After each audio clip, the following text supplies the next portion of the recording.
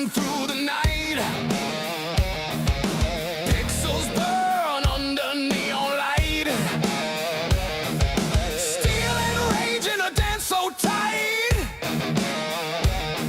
No escape from the fight. Fight, fight, fight, fight.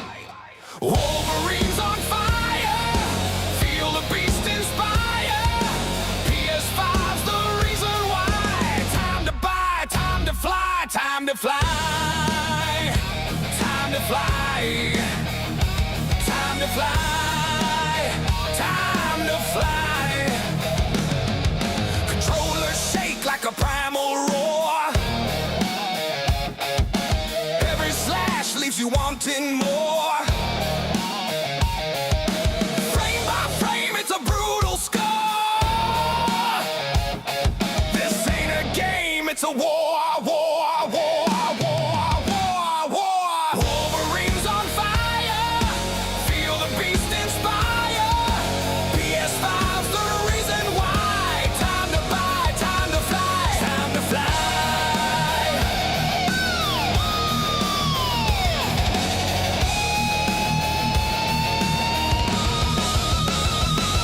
No lag, no limits, no holding back. Adamantium heart on a digital track. This is your moment to make the pact.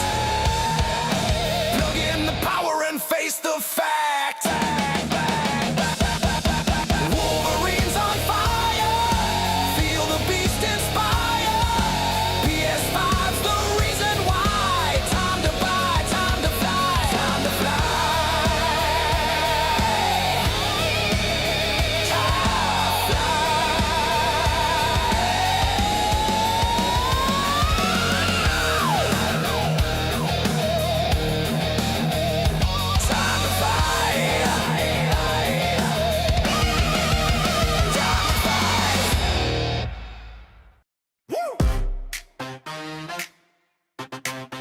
Okay. Yeah. 250 in the tank, we still clock in. Mic hot, chat loud, yeah, we lock in. Gaming grindhouse every week, same seat. We take the mess apart, then we make it neat. News on the table, we cut it clean. Big takes, fast laughs, and a mean routine. Slide in, roll up, bring the whole crew. One more round, what else we gonna do? 250 episodes, 250 episodes. We did it that dude. We did it that dude. Thank you, brothers. Thank you, brothers. We did it again. We did it again. Patch notes, rumors, hot takes, bad bets, wild headlines, and the best worst bets. Late night energy, big screen glow. We turn that panic into a show. Same old chaos, new week, new flame, but the grinders show up and call our name. Hands up, lean in, let the room shake. This one's for the ones who helped us build the place. Word. 250 episodes, 250 episodes. We did it that dude. We did it that dude. Stop! Enough! Thank you, brothers. Thank you, brothers. We You get the win this time? We did it again. From the first week mic to the packed out chat, from the rough cut days to the hard earned clap. If the takes get weird, if the nights run long, we just bring the heat and the crowd sings strong. 250 episodes, 250 episodes. We did that dude. We did that dude. Thank you, brothers. Thank you, brothers. We did it again. We did it again.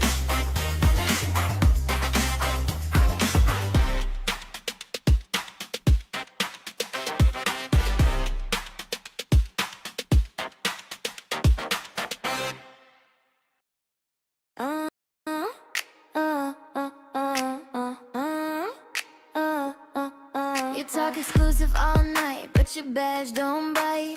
Xbox booty in the chat, got the whole room looking back. You said it's classy, it's rare. I said, baby, I was there. Kinda fruity little while. Still you grin like a child. Keep it hush, keep it low, but you always wanna show. Talk tough, then you fold when the truth gets told. Xbox booty, Xbox booty. You beat the ball on top, so moody. Xbox booty, Xbox booty. You say it's top, but it moves so fruity. Xbox booty, Xbox booty. Say less, now the sound is goofy. Xbox booty, Xbox booty. All that flex and I still won't sue me. You got the flashy little spin like you practiced in the mirror again. Big claims, tiny proof, same old move, same old truth. I don't need your secret code, I can read the way you pose. When the mic gets hot and bright, you switch up quick and lose the fight. Keep it smooth, keep it clean, but you trip when you're seen. All that smoke, all that gloss, then you laugh when you get lost. Xbox booty, Xbox booty. You beat the ball on top, so moody. Xbox booty, Xbox booty. You say it's top, but it moves so fruity. Xbox booty, Xbox booty. Say less, now that sound is goofy. Xbox booty, Xbox booty. All that flex and it still won't suit me. Hold up, wait. You said it loud, but it came out late. Real ones know when the brag gets loud, the facts get small. Xbox booty, Xbox booty. You beat the ball on top, so moody. Xbox booty, Xbox booty. You say it's top, but it moves so fruity. Xbox booty, Xbox booty. Say less, now the sound is goofy. Xbox booty, Xbox booty. All that flex and it still won't suit me.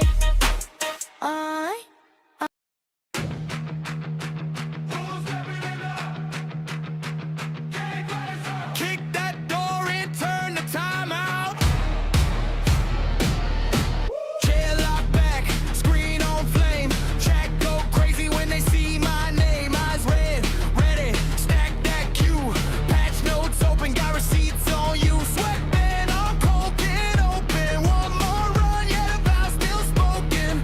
If the boss got bugs, we expose that truth. Say it straight like a crack front tooth. Hey, hey, hey. Who gon' enter the gaming grindhouse? Fires burn up, all the gears all grind now. Talk that talk, let the rage unwind now. We the glaze, the news, pull the flavor out. Who gon' enter the gaming grindhouse? Spam that hype, let the voice get loud. From the frame drops down to the cash grab clowns. We the glaze, the news, pull the flavor out. Let's go. Let's go. Day one disc, I'm still missing. 20 gig patch, yeah, someone's famous. Niggas say gold, feel straight tin, but I'll dive deep, peel that grin. Speed run scene, got quiet drama. Forums flame like kitchen sauna. If the loot box spin, got odds that lie. Yo, red fight pit while the sparks fly. Why? Who gon' enter the gaming grindhouse? Fires burn hot while the gears all grind now. Talk that talk, let the rage unwind now. We the grace, the news, pull the flavor out. Who gon' enter the gaming grindhouse? Spam that hype, let the voice get loud. From the frame drops down to the cash grab clowns. We the glaze, the news, pull the flavor out. Let's go. Let's go. Let's go. Load 'em up, one by one. Bad take speed, run from leaks in the cold. To the boards up tight, we stir that pot till it tastes just right. Yeah, who gon' enter the gaming grindhouse? Fires burn hot while the gears all grind now. Talk that talk, let the rage unwind now. We the glaze, the news, pull the flavor out. Who gon' enter the gaming grindhouse? Spam that hype, let the voice get loud. From the frame drops down to the cash grab clowns. In the glaze, the news, pull the flavor out. Let's go.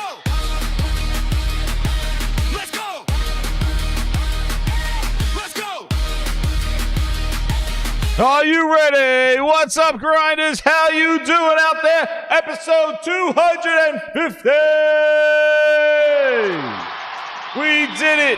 You've entered the gaming grindhouse 250 times.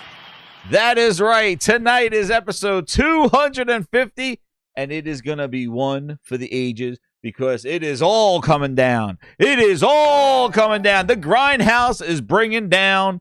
It's all coming down. Thank you, Anonymous Boss, with 100 times 2 jewels. I have an exciting life now. Breakfast to go. You're going to love my nuts. Watch this. Give me those jewels. Thank you so much, Anonymous Boss. Who else gave me those jewels? Steven. Who is that? There he is. Was it a Silver Wolf in the house with 10 jewels in the house? I have an exciting life now. Breakfast to go. You're going to love my nuts. In. Watch this. Last door gave me just kick the door in right now with the 2. He goes, Xbox still down. No disc, no buy. The Xbox glaze. Oh, man. He says that glaze is in full effect. Oh, man. We don't want to hear that glaze in full effect. Man, we already got the glaze going on. We didn't even start yet. Holy crap. The Xbox glaze and the glaze and Xbox oh, man. Oh, it's wild, dude. It's all, who would have thought episode 250 would be just the culmination of just everybody just needs a backhand smack. I need to give him, where are my smacks? I need a smack right here. Where is it? Everybody need to be smacking. I got to go on the internet and start smacking everybody. Holy crap. Man, everybody need that slap going on there. I don't know what the hell is going on, but man, it is what are we doing here? Times 4. Thank you so much. Thank you. 250 episodes. We are here and we are ready to go. You have entered the gaming grindhouse 250 times. You have entered this show 250 times. Damn, oh damn, dude. Give yourselves a round of applause, grinders, for being here. I don't know why that thing's doing that, but man, hey, let's go. I like the noise. It's dropping the jewel tinkles. Anonymous Boss sent the star for 2 jewels. Thank you. You're the stars.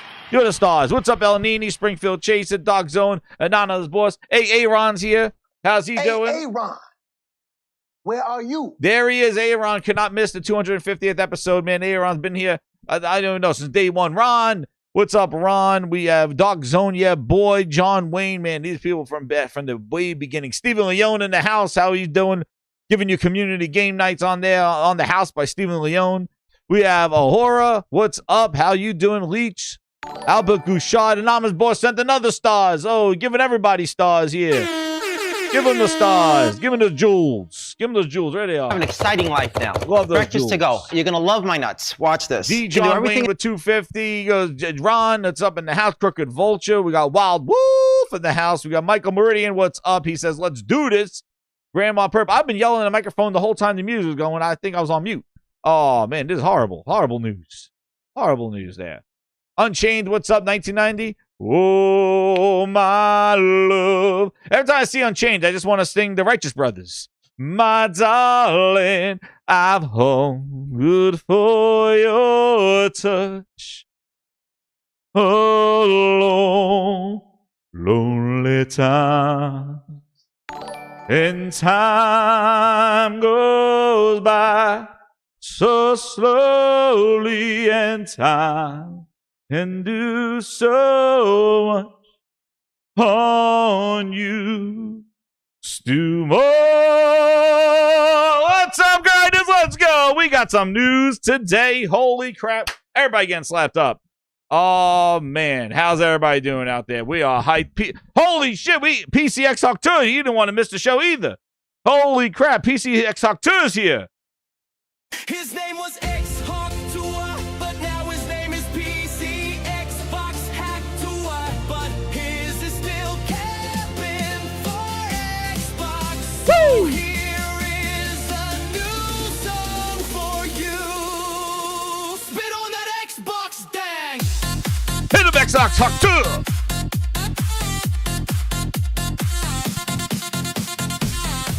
Woo! Even Xbox Hawk 2 could have missed 250 episodes.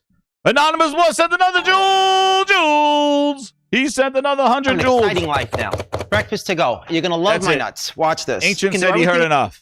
A dedicated song, Unchained. It brought me into song. It's 250 episodes. You don't know what you're gonna get today. I'm off the rockers today. I don't know what to do. I'm Mr. Gaming Entertainer tonight. Get ready, grinders. This is gonna be a show of shows. Josh Ayers, member of 40 months. 40 months. A lifetime. Episode 250 as well as 40 months. Thank you so much, Josh Ayers. 40 months. Grinders. We're not. That's right, True SSJ Havoc. We're on the rise. There's no stopping now. We're going to 500 episodes. Let's see if we get 250 likes. Oh, that'll be awesome. But grinders, we'll be cooking tonight. We're going to be cooking tonight. We got on the, what's on the hit list, right? What's on this hit list, man? We got Halo issues. Remember, it's all about the delivery. They could show videos all they want. It's all about the delivery. Halo issues. Xbox ads and games you go on the cloud. You own. Oh, that's wonderful. The Xbox outage that just, I guess it's fixing itself right now. And then the PlayStation boycott or blackout or whatever the hell you want to call it. I got some things to say about that. And then LaFay, which I spelled wrong. LaFay. Let me go fix that. It's Laufey. And I got to fix that because that's spelled wrong. How dare I insult the Laufey? It's L-A-U. Just call it God of War. That's what I want to call it. Just call it some God of War. And it's E-Y, isn't it? Laufey? There you go. There you go. I fixed it. There we go. And next to Fable, grinders. If you are not following the Grinds Adamus, you got to follow Grinds Adamus because it is scary how we just predict things and they happen. It's better than the insiders. So it is crazy. Ads. So, yo, it is crazy. Neil, dude, that crazy with the girl. Like, this is the thing. Halo issues. Neil brings up a good one. Let's go what Neil's doing. We're at episode 250. Listen, the new girl boss scene taking over master. I don't know what the hell's going on. All I know is that people were going crazy. I don't know what to do. This is the thing. If you go on Twitter or X, it's been a disaster ever since it turned into X. Everybody's throwing blue check marks out there. Everybody's looking for engagement. I seriously think people create AI bots that just follow trends and retweet and get engagement, and they just make money on the side from engagement. I don't know what the hell's going on over there, but it is a disaster that anybody could just get paid, and people take advantage of that, and they don't even, no kids, you're anonymous. It doesn't matter. People creating burner accounts just to pick a side and stuff like that. It's a mess. So that's why I hope you come here to the Gaming Grindhouse where real people, real talk, real engagement, and we make fun of it all, and we have a good time doing it. With great music and great entertainment, real people, real talk. That's what we do here. We deglaze the news. But it is absolutely insane, especially if you want like a legit thing. And that's the thing that ticks me off, especially when we come to the PlayStation blackout and the grift and shit that's going on, because that's not fair to those people that really care about it. And I've been saying that for a couple of weeks now on this whole thing, because here at the Gaming Grindhouse, I don't care what side you're on. Physical, digital, I don't give a shit. Because I see both sides of the story. And I can tell you, I like the options of physical. I like to have that option. I don't want that taken away. But will it? We don't know. We don't know if there will be a disk drive. We don't know if other publishers are doing the same thing. And I'll get into it because we really got to talk about that stuff. Even though I did last week, we got to talk about the new developments that are going on with this thing. But it's just crazy when you go on there.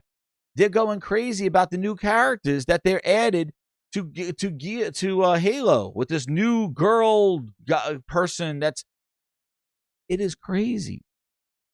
People don't like if somebody's not if a pretty girl is not on the screen. Then they make the girl ugly. They don't make. Listen, I play the games for entertainment and fun and what they are. All right, I'm not going to not play a game because the person's hair should be blonde and they made them brunette. Or they gave them a big nose or they gave them little eyes. Like, I am not that picky in my gaming. you know, if the frame rate's dropping, the game sucks ass. I don't care what the character looks like.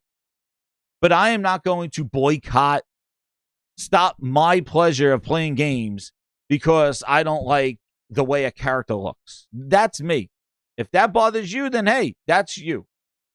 For me, I just don't understand what craziness goes online and what turns into that I'm going to do something special in the sense we're going to do a retro game. Like we need a this is what I think we need to do to kick off 250 episodes.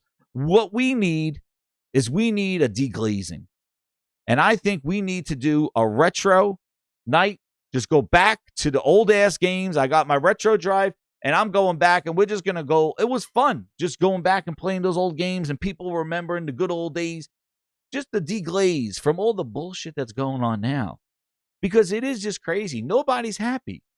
Nobody is satisfied. Nobody is happy. And what's crazy is when you look at the current games now, and it is weird. You know what? I think we got to start off with 250 with the person that got us here. You know, I think this deserves, before we even get into the topic, because you guys are getting a special show tonight. I think we need to go back to the person that got us to 250 episodes. The origination of this. Let me get to my history, because I was listening to this and I was like, you know what? It doesn't really fit into the topics right now. It really doesn't make sense, but it's funny what is being discussed because the perception of gaming and the way it was communicated was totally different then. And I just want to just share with me listening to where's my here it is, history, here it is. So I want to play it. It is it's just so interesting going back. And you may remember this. This is really not on the topics, but I just wanted to start with this just as a 250th episode. We got to bring him back. We got to bring it back. 250 episodes. He has to be coming back. Even though we don't know where he went. You know who he is. Ladies and gentlemen, Mr. Yes, right. Oh, man. Fibers of it in the hardware. In the game. There he is. Oh, man. And he's over my titles. Oh, wait. Phil Ness. Hold on. Whoa. Phil Ness. Hold on. Wait a second. We got to fix it. My topic list. We got some technical difficulties here. My topic list is over Phil Spencer's head. Hold on. We got to get back here. Hold on. His head is covering my topics. Hey, Phil Ness, what's going on here? Why are my topics not going? Phil Ness. He's Phil Nessing my topics.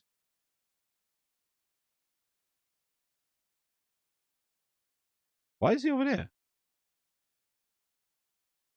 Unlock.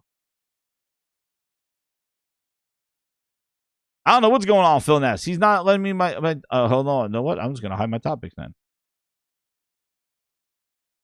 My topics will not leave. Oh, you want to know what? They're the wrong topics. Ho. Hold on, we're running some into technical grindhouse issues here. I got him. Phil Spencer, we'll get you. Hold on, Phil, we'll get you. There we go. We got Phil Spencer there. There we go. He can. We got to bring him back, Grinders. We got to bring it back. Vanished off the face of the earth. Yeah, boy, that's right. Vanished off the face of the earth. Let's get some of these things. Who said that, dude? Oh, man. Yo, Glassdog Game, remember 5 months ago, Jez Elvis version of Unchained Melody is fire. Matt Booty sings it to Phil regularly. Oh, PC gamers are really annoyed getting into the debates of digital. I know, that's pretty damn funny, I have to say. I do have to say that is hilarious, Glassdog Gamer. I don't know, the Gabe Newell, and I don't understand how that happens. That's there.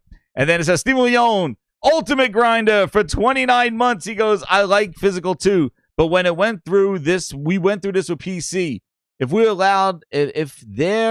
they allowed people to plug a USB disk drive into my PS5 and PS4 games, the price should be cheaper if you don't have a physical option. Yeah. And you know what, Steven? Like, we don't even know it. Like, and I don't want to jump ahead, but I'm going to say, like, think something to think about for when we get to that conversation is like, if Sony says we're not doing first-party games with discs and we're not going to support them, but they still allow for a disc drive, and they have an attachment onto the PlayStation 6, and they're just not doing it with their first-party games. We don't know. Or they can nix the whole thing. Will there be a disc drive option? Because people have a whole collection of physical games from PS5 and PS4 that do they work in a PS6, or they're going to convert them? Like, we don't know. We saw what Xbox did with their retro collection. I own the physical versions of Conker's Bad Fur Day and Crimson Skies. I don't get the PC version because I didn't buy it digitally. And there's no conversion right now to turn my physical games into a PC version there. So it's only for digital licenses. So there you go. Another digital benefit where physical gets screwed. We'll get to that. But let's just start with the Phil Ness, because this is just because, like, we need a deglazing. And right here is the important part of Phil Spencer. This is a time when Phil Spencer was talking about resolutions, because 900p and Connect and the games didn't come out yet. But listen to Phil Spencer and look into where we come to in Digital Foundry and all that stuff. Just let's listen to how this went down. I just wanted to hear this. For 250 episodes, let Phil Spencer talk for a long time. Phil Ness is... With the actual resolution and the output of the game. Let's hear what Phil said. Look at him. He got annoyed here, too. Let's hear him. We both said that, this is a time where there seems to be heightened anxiety, not legitimately on the part of the people making the consoles and the games, but for those who are about to buy them. And there's a lot of stuff out there about what the actual resolution and the output of the games are. If you could sort of just go on the record and kind of set it straight. Sure. We as a first party, we're building games, and we have games that are at 1080p. We've got games at 900p. What we really focus on are, for the experience we're building, what's the right graphic capability, right frame rate capability for the game that we're trying to build, and put the control in the hands of the creator. You could have done something which I would have said would have been draconian and wrong, to go out and dictate that everybody must hit a certain frame rate, everybody must hit a certain resolution. I'll take Rise as an example. We looked at Rise at different resolutions with different graphic techniques, and we made the decision along with Crytek that 900p 30 frames a second, with the techniques that we could employ around lighting, around anti-aliasing, and the animation, everything that we wanted to run, that was the right answer. I think it's the best looking launch game out there. It's an amazing This is right before the and I Xbox think if people One want to launch. get hung up on the numbers, they can do that. But really what they should be looking at is they should be looking at what's on screen, put the controller in their hands, and play the game. If they really care about that, you can go play Forza, 1080p, 60 frames a second, beautiful game. But games should be defined by more than what their frame rate and resolution is. I think this is an industry about fun, and people should put the controller in their hand or gesture and play the games and decide what they like. I think that's the soul of what this industry is about. What's on the screen and about fun.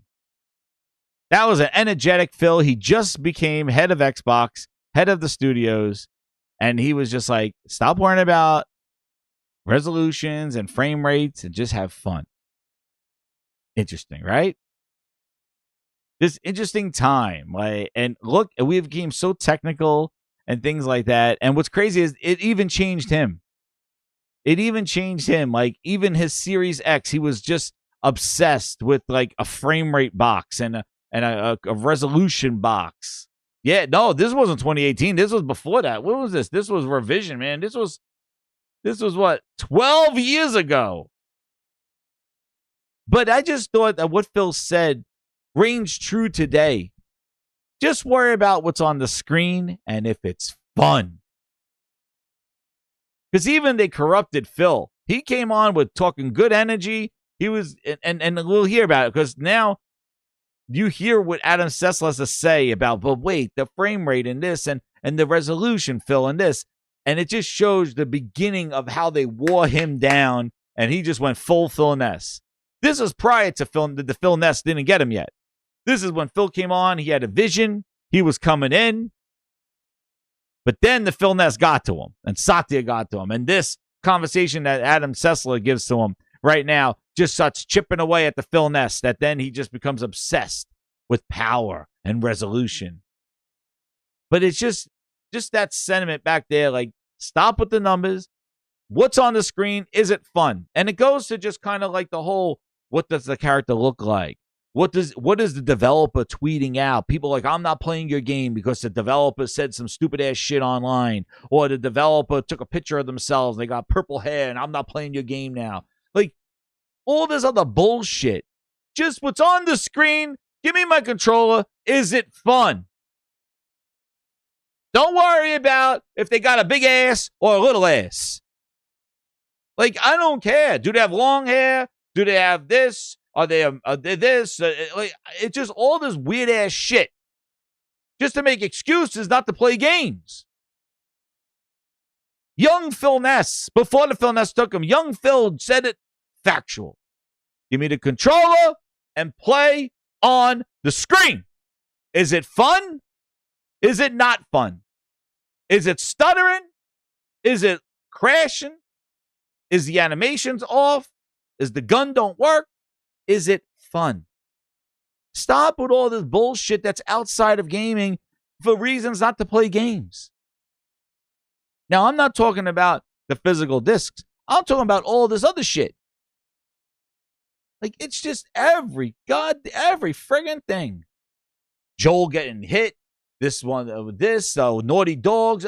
It's just like, I just cannot stand. That's all you see on friggin' X. It's like, I don't even know if these people are really gamers. Do they even play games? Or they're just fighting with the trends? I don't know. But just play the friggin' games. Oh, it drops down to 30 frames. It drops to 35. It goes up to 20 frames. It goes to the 50. Like, yeah, performance affects you. I understand that. But my God, just play the friggin' games. That's all I got to say. You want to know what? Hey, Aaron. Hey, Aaron. Hey, Aaron. Where are He you? says Nintendo's king. They just make the games. But also, they got a bunch of, holy shit, the wall. Oh, we got Steven Leon with the 50 on the 250th episode of the Gaming Grindhouse. Another one. Holy crap. Where are my VIPs? Well, the balcony is shaking. Holy shit. Steven Leon, shout out to you. 250 episodes. We are cooking. Holy crap. Steven Leon. I can't even find my song. I'm stuttering. A 50. I can't even read all these names. I'm going to be writing them there. You even got Mooch. Holy shit, you got Mooch. Moko. Thank you for the VIP. Woo! He just said VIPs. I'm going to hit your goal in one shot. Oh, Steven Leon. Damn. Thank you so much, man. I appreciate it. Everybody got the things here. Damn. We already got a community game night. Thank you to Steven Leon. We're going to do a reach goal of another community game night. I'll put another reach in there because Steven Leon just cooking. Woo! Thank you so much. Yo, enjoy the VIPs. I got a balcony show coming your way. Now that Steven Leon graciously shook the balcony, we'll be doing a balcony show, and I'll be doing we got a community game night, and also I'll be doing a reach goal for another community game night. But thank you so much, Steven Leon. I really appreciate it. Thank you for 250 episodes. Woo! I turned into Stutter and Satya right now. Liquid Data, member 34-7 months. He goes, what's good, grinders? I'm swimming in the water in Battlefield 6. Yo, Liquid Data, I gotta put on my friggin' bathing suit. I gotta jump in the water there with you. Holy crap. Pause. We gotta jump in the water. I gotta play some Battlefield too. I got back into Crimson Glaze, Liquid Data. I was playing Crimson Desert last night for community night, man. It was freaking awesome. That game is so good. I love my Crimson Glaze. Thank you so much. Oof, where was I with Phil Ness?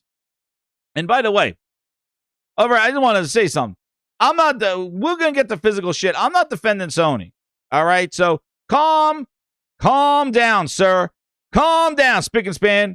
Calm down. Don't worry about it. We roasting everybody.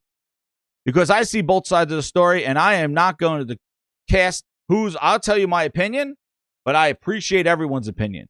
So calm down. I'm not defending anybody, but let's get back to early Phil Ness.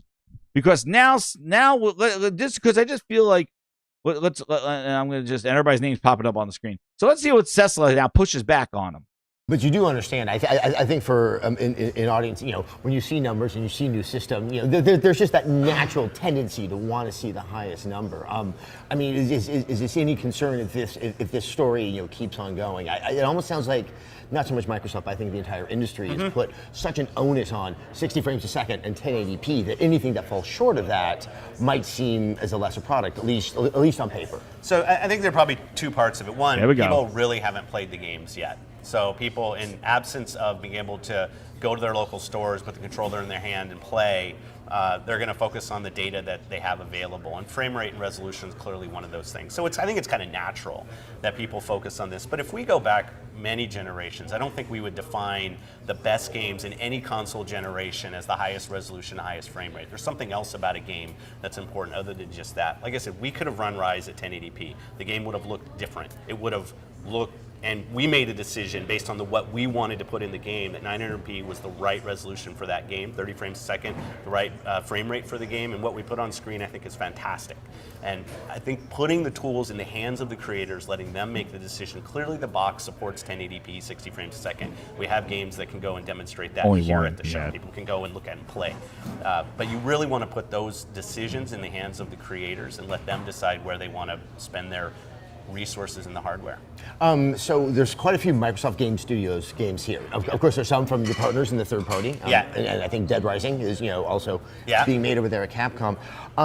What is Microsoft's intention going forward? We know of like the studio called Black Tusk. Yeah. In terms of really investing in some unique IPs that could help define what the Xbox One is. I think a lot of people felt that the 360 in those latter years really just kind of became the system that a lot of third parties gravitated towards. I mean, are you trying to make a new identity for Xbox? Yeah, something for me when I came to this role, and I love playing core games. I love new stories. For me, at some point, sequels can run out just in terms of my energy for them. So I love creating new things. And I look at over the next 2 or 3 years as a great time for us to continue to invest. So when I came in as the head of studios, one thing I wanted to do was make sure we doubled down our investment in core new IP. And I was proud to show a little glimpse of what Black Tusk was doing, but you can look at the work we're doing with Insomniac, the work we're doing with Remedy, games that aren't here, that will come. We've got other things that we've yet to announce because there are other shows and other places where we're going to want to stand on stage and say, hey, look at this new thing that we've signed and look at how we think this is coming together. So people should know there's a long track, there's a long road in front of us with a lot of new things coming, a lot of new core IP, but also, you know, Halo will be coming, things that are tried and true on our console. But the investment in new IP, the investment in core franchises is kind of critical to what I see my role as head of studios. Well, and for the game industry as a whole, I mean, I think there's a sense of anxiety that we see success from. He's on Hinge, right? Like Cecil is on Hinge. But do you like right? You'll follow him. That's what I said, man. When I was, that's why I got an Xbox One, man. I was like the games that they were talking about, man. Grinders. There was no Grindhouse then. There was no Grindhouse then. I was on the Glaze train. I was ready to go, man. I was like, this man is talking. That's right. It's about what's on the screen. Stop jerking around with numbers. He got some games. He's coming out with big games. They partner with dude. The Glaze was real, but then the Phil Ness came in, and then we got the deglazing had to happen. But watch how Cecil keeps pushing them. We were glazed, man. I'm feeling it. Sequels, but there's also a hunger and kind of an anxiety that if we. And what's so interesting is like the premise was like people wanted new stuff. See, people didn't. Oh shit! Nick said I was a level 4. Oh shit! That's right. Because if we did a level 5, I wouldn't be here today. That's right, Nick. If I was at a level 5 glaze or 6, like Tim Dog is off the charts right now, there's no coming back from that kind of glaze. You just got to delete everything. I was a level 4. I was hitting that. As soon as I tried to hit that at 5, I was like, nah, I'm done. But what's interesting is yes, Taran, this is what I want to get at. At the time, people wanted new stuff. They didn't want sequels. Sequelitis was too much. They didn't want the same games, the same stuff, right? That's why when Sony joined and said, here are indie games, they showed new stuff from indies and embraced like new stuff when people just got tired of sequelitis. And Xbox was coming off of Gears Judgment, Halo 4, Fable Connect, and it was just like, you guys just keep running those Halo, Gears, and Forza and Fable into the ground. And that's why Phil was like, well, with Rise and with Titanfall and Dead Rising was a sequel number 4. Like they were, and Insomniac had a Sunset Overdrive. But the time people didn't want sequelitis.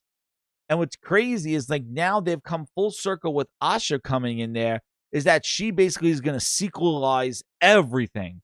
Like, it's just give me the 4 big franchises and give me sequels until people are sick of them. Run it into the ground. And what's crazy is that not what people want. I don't know now what people want. And I think free-to-play has just destroyed everybody. That's what I think. I think the Fortnites, the Marvel Rival, every free-to-play thing, that model that was in cell phones, creeped its ass over in our video game hobby, and it has destroyed everything. Service games, free-to-play, gotcha my balls, all this other stuff. Speaking of gotchas and trophies, we had somebody, I am so sorry who I missed. Somebody sent me an eagle, a golden eagle. Where is that? I think, who was it? It was, who sent me the eagle? Where is it? I want to make sure I get their name. There you go. Octagon Ocelot for the eagle. Have an exciting 400 jewels. breakfast to go. You're gonna love. Give me my those jewels. Watch this. Thank you Can do so much. everything- I had to make sure I get that, man. Shout out to him.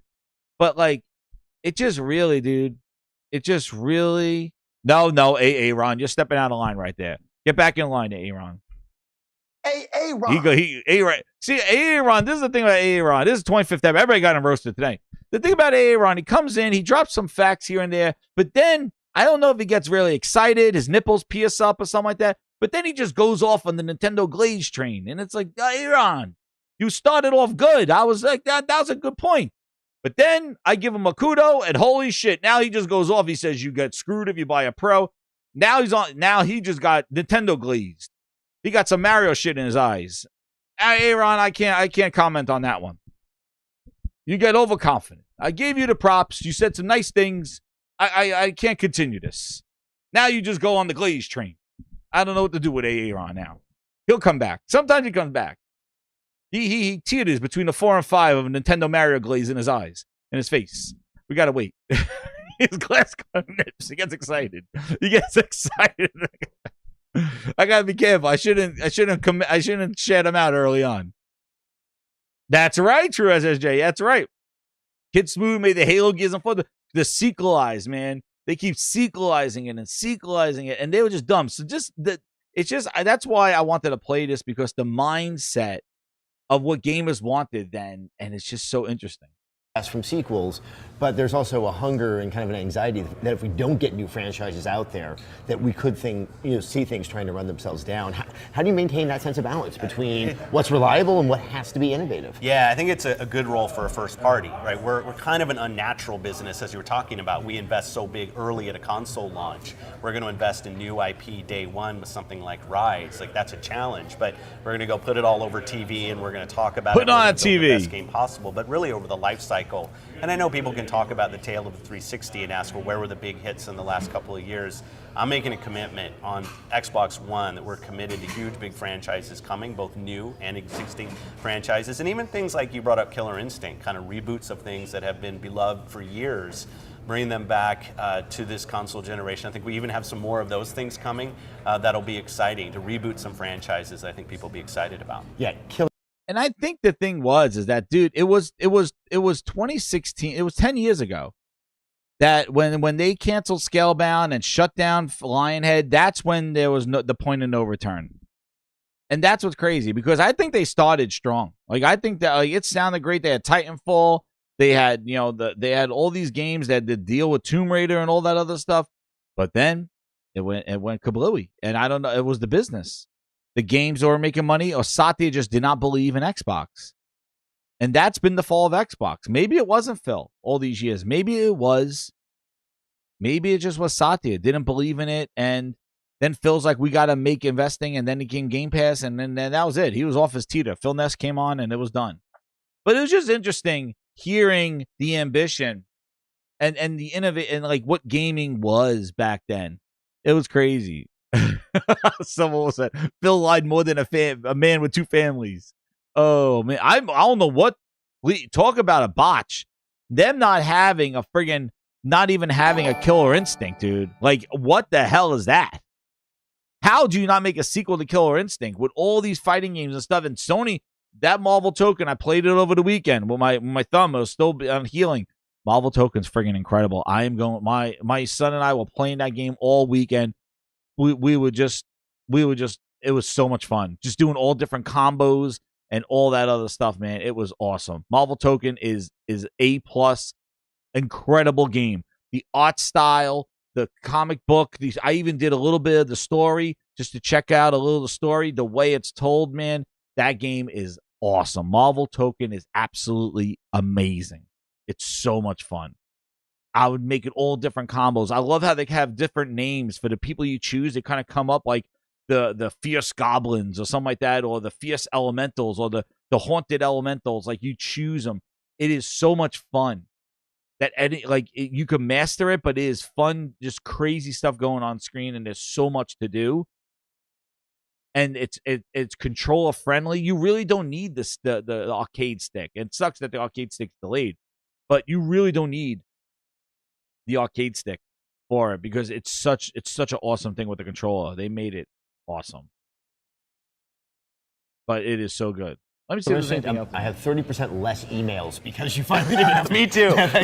Yeah. Anyway, but I just thought just to visit like just the mindset and that's what's crazy too. Like a weekend of Marvel Token. It's such an incredible game. I don't have it on the list there, but again that was just a little bonus. I thought about doing it at the end, like you playing this video at the end, but I wanted to play everybody there. Oh my goodness, Aaron. See what I mean? He goes bonkers. Yo, shout out to who's over there. Who did this? Who did that GOAT trophy? Shout out to Marquise Nixon, 1891, for the GOAT trophy. Hey, man, I appreciate it. Thank you for the GOAT trophy in the house. There it is, the GOAT. You are the GOAT. All you grinders. Maybe Aaron here and there. But it was just interesting. I was listening to it, and I just wanted to play it up front just to kind of get right into it. And since we're at 250 episodes, Phil Ness is gone. We don't know where he is. Sarah Bond, basically, she got kidnapped. I don't know where Sarah Bond is. What's crazy about Sarah Bond, you want to see something wild, this thing, just kind of bring back history. Sarah Bond, dude, I don't even know. Where is she? What's wild is like she just been erased. Where is she? Xbox Sarah Bond.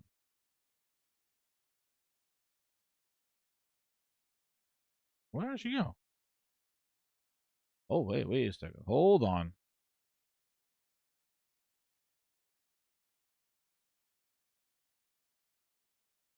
Where is she?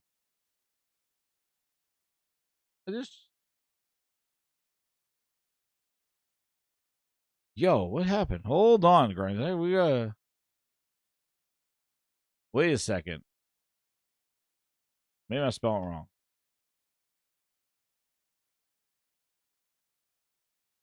Hold on.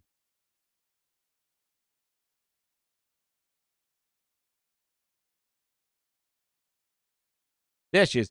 Yeah, well, yeah, I'll show you something crazy. Like, yo, she's like frozen in time, man. She's still saying that she's president of Xbox. Like, she just abandoned this account. I want to know if she created like an alternate account somewhere. Like, she just, like, look, she didn't even update it. Her last tweet was like the day she left, like February 6th. She reposted Fallout, and that's it. She's like, yep, take my social media. I am done. Cashed out. It is crazy. She's still president of Xbox.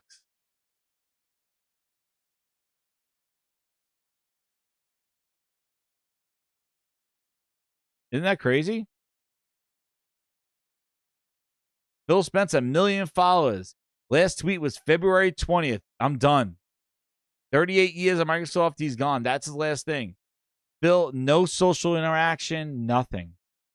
Nothing. He still has himself at Xbox, Power Your Dreams. That's it. He basically just retired. He's just done. Wild. Isn't that crazy? They couldn't stop tweeting February 20th, the 20th, the this, that. They just went ghost, man. Went ghost. Wild, right? Wild. But you want to know what's some crazy stuff? Grind is Halo. First, what are we doing here? Grinders, let's talk about some Halo. Halo Campaign Evolve had a early launch that had people unable to access the game. Then they had some time over the weekend, and then today, people were trying to access it, and Xbox had its outage. So you pay, what did I say about they make us pay for games early on, and they're not ready. Or they don't have the like, I always thought the most criminal thing is like, I'm going to pay early for a game, and then basically the game launches, but it doesn't have the day one patch. That comes on day one. But since I paid extra to play it before day one, I don't get the day one patch. That's why this early access, it's just another way of how they made us think that digital had this benefit. Physical is not releasing it until Monday or Tuesday, but you could get this digital early.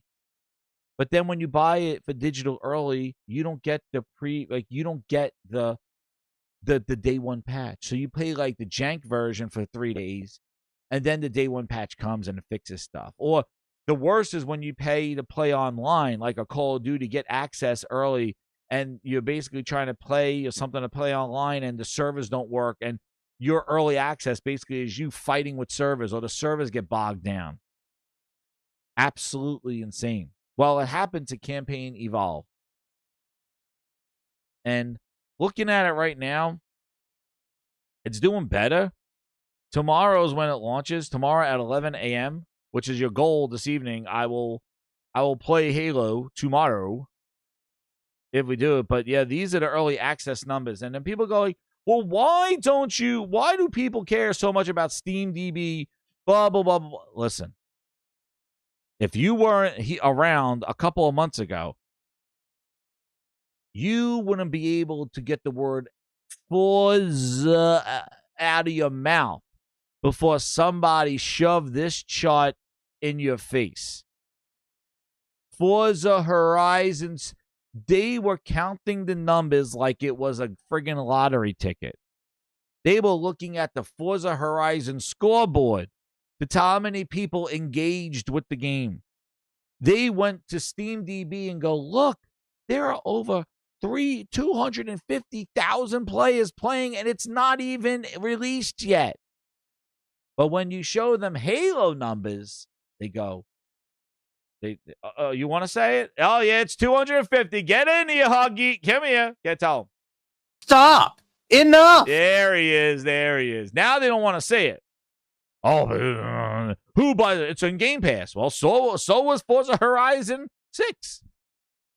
I remember. Let's go. The Grindhouse always remembers. There you go. Look. Oh, shit. Yo, I haven't. Who are these people inviting me? Oh, goodness gracious. Wow. I didn't even know how this fell off. Holy shit on me. I didn't even check this one. Whoa. What happened to this? They were counting scoreboards. Oh, man.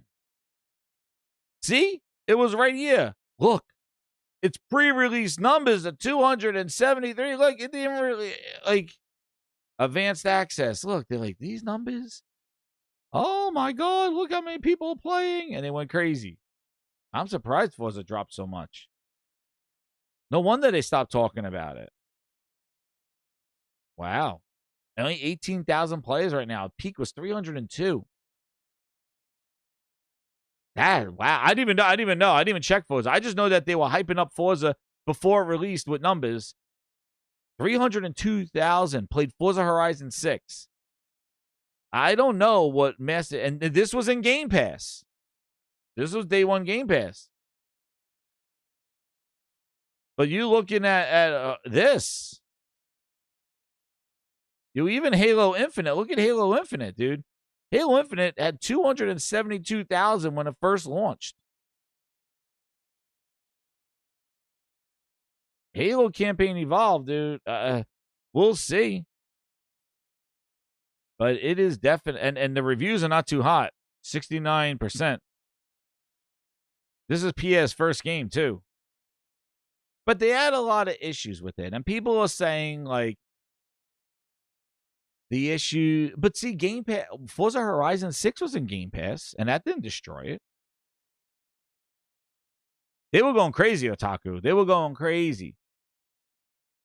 And it's a fake physical game. Yes, I already covered that the game is not on the disc on last week's show.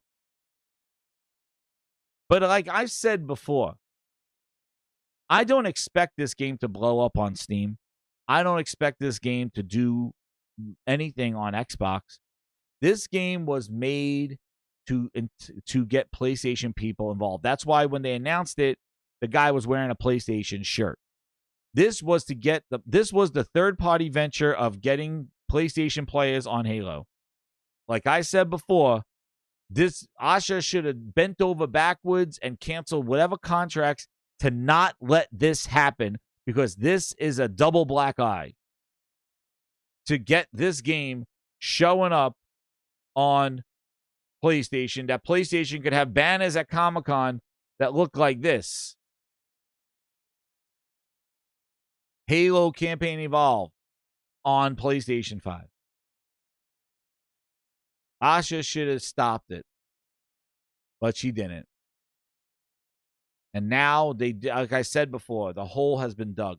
But on top of that, the issue is that the missions, the things that they change in Halo, the voice acting, the stuff like that has really not been very well received. So, like, I watched some of these things, and these things are not, it's not like they took the extra care. Here's one thing here.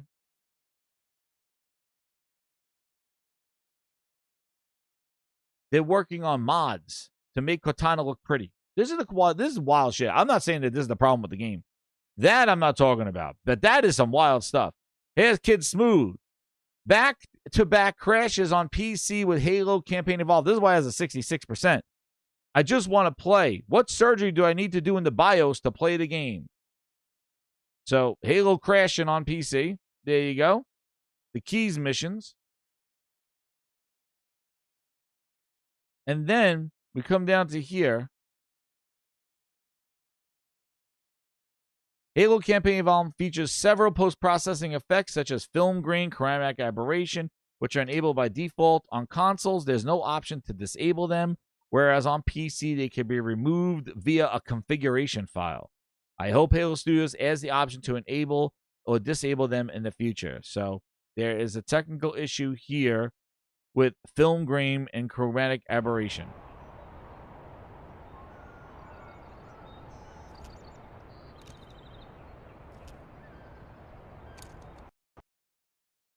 Remember, this is the first time they're doing the Halo 5 engine.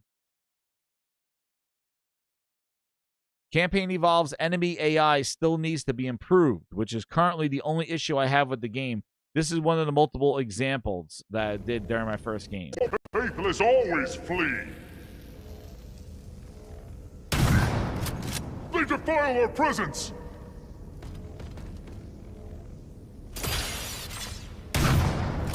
Taking fire from the faithless.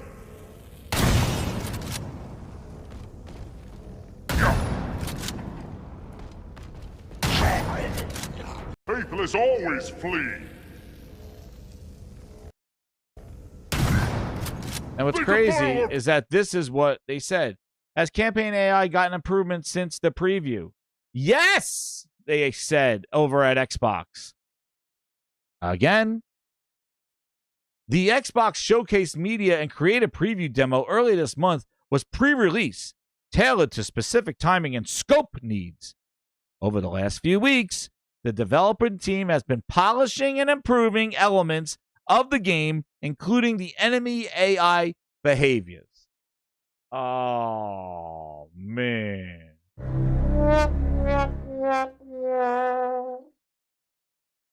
Talk too much, Pierre. This is the right we do it. We make the great enemy AI behaviors. Yeah, I don't know about Pierre. Pierre Hinds. This is great news. Not great news here. A yes with an exclamation point, Nick. Exactly. Yikes. Had we not said anything at all, right? Presents. Had we not said anything at all. For me, too, the AI has been inconsistent.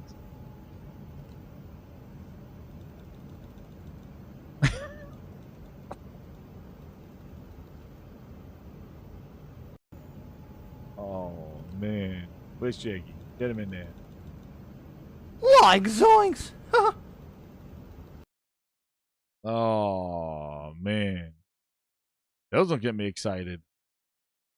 This is the face that everybody's going crazy about. This is how you scare Tim Dog. You put this face up, he goes ape shit because they added this lady. Remaking Halo and hiding every mention and appearance of an annoying girl boss character. Dude, I don't know what these people are on. I'm skipping that because I don't know what the hell's going on there. But I know that triggered a bunch of people. Yeah, they keep tweeting at this lady. I don't know why. Oh, this guy with his bug eyes. Look at this clown with his bug eyes. What, you hear something? Can't believe you just did that. Look at this guy. Fish man. It's me. Oh, no. You need help with that. They used to attack you. Hey, check your fire. Oh, no. It's Mr. Goldfish. What, you hear something? Yo, this guy. Dude, this guy. Nobody reminds me of this guy. This guy reminds me of Ringo. You just did that. This guy reminds me of Ringo. Where is this? I told you, episode 250. I got to do this. This guy reminds me of Ringo. Who's Ringo? Rango? Wait, where's Rango? Is this? Yo, there he is. I don't know why I can't get this out of my head. Oh shit, I'd have to go dude! back and look at That's the guy right there, the fucking Rango. Oh shit! You see the resemblance? I don't know what's going on, man. There's wild shit going on in these streets. Oh! Hey, Shaggy, grab a bucket The and some lizard. Lysol. Scrub off my tires. There's fucking dog shit all over by the engine. Yo! Supposed to be picking up scratch. I don't know if it's You'll this be picking up camera. your teeth in another Fix your second. camera, Rango. Yo, I don't know what's going down, dude. I don't know what's. I'm robbing. I don't give a shit. I'm 250 episodes. I don't care anymore. I don't care anymore. So they're not attacking you in Halo. And then this, we gotta get into that thing. But wait, this is the one I've been trying to get to. Once again, the voice acting. So this is something you would expect in a remake. And these are things that are very disappointing to me and really drive my excitement down the tubes. Now hear this. You are doing a remake of a classic for the 25th anniversary. This is Halo. Listen to the voice acting from the original game 25 years ago and look at where we are today. This is not good news. But let you hear it. Once again, it is our job to finish what the Fly Boys started. We are leaving this ship platoon and engaging the Covenant on solid ground. When we meet the enemy, we will rip their skulls from their spines and toss them away laughing. Am I right, Marines? Sir, yes, sir. Damn right I am. Once again. All right, so that's 25 years ago. Here's today. It's our job to finish what the Fly Boys started. When we meet the enemy, we will rip their skulls from their spines and toss them away laughing. Am I right, Marines? Sir, yes, sir. Damn right I am. It's our job to finish what the Fly Boys started. When we meet the enemy, we will rip their skulls from their spines and toss them away laughing. Am I right, Marines? Sir, yes, sir. Damn right I am. It is our job to finish what the Fly Boys started. We are leaving this ship platoon and engaging the Covenant on solid ground. When we meet the enemy, we we will rip their skulls from their spines and toss them away laughing. Am I right, Marines? Sir, yes, sir! Damn right I am. Once again. PCX Hawk 2. You bet you're going to have to change your name, man. PC Hawk 2. Before I engage, you say these are Marines, are friendly troops. They don't attack Master Chief. PC Hawk 2. You're lucky. You're going to have to lose that X out of your name. If you remember, the AI in Halo was so cool that if you did shoot Marines, your own Marines, they will turn on you and attack you. X-Hawk 2, I don't know where you got the X in your name, but a real Xbox fan would know that because that is a really cool thing that stood out from the Halo games. If you shot your own friendly, they will say, stop it, and they will turn on you. Now you will get your song. Take a walk, take a walk. Sorry, X-Hawk 2. I will not speak You're out of here. 250 episodes. You change your name to X. PC Hawk 2.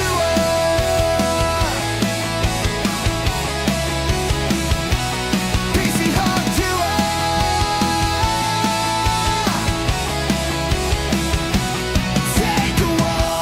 Take a walk.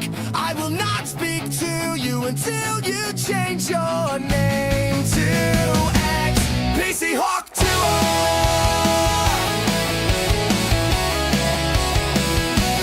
PC Hawk 2.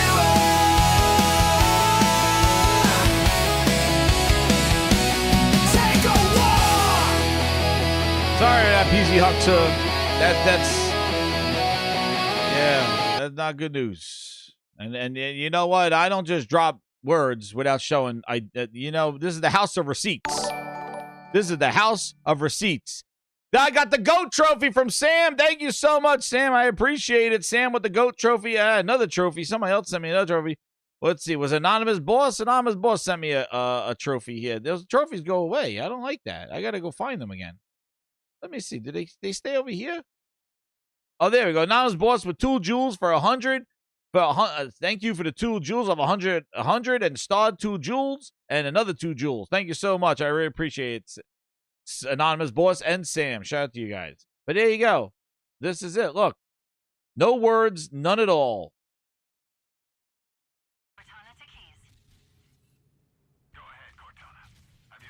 I remember there were times where I threw the grenade at the Warthog and they would just start shooting at me.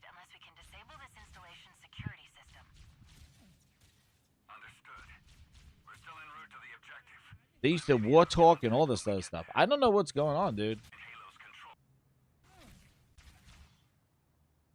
Let's move down the beach. Keep an eye out for any. Yeah, I don't know, dude. Whoa, wait, is this the right one? Hold on. But yes, they used to shoot at you if I could find it. I'll find it here. Huck a fraud. Yo, thank you so much, Anonymous Boss, for the 2 jewels. Dude, hey, what am I gonna say? You would know that if you played the Halo games and were a Halo fan. You don't remember that? No, it's true. They did it in all the Halos. I'll do it one more time. Let's do a quick look. Where is it? Original Halo, Team Fights Back, or something like that. Marines. Is this where it is? Or like original Halo, shoot on Marines. Yeah, well, you gotta show this. I thought this was like a big thing here. There you go. 12 years ago, shooting Marines in Halo. Sorry. Look, X-Hawk Toy, if you forgot. You start shooting Commander Keys, even on the deck. If in the cockpit, you start shooting people, they start shooting. They kill you. That was like the coolest thing in Halo. So watch what happens. They don't have this now in the new game.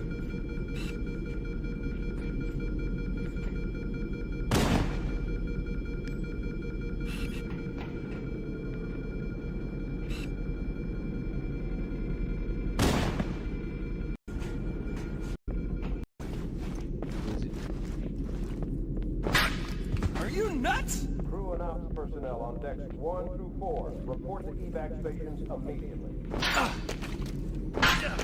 Clean you! What's wrong with you?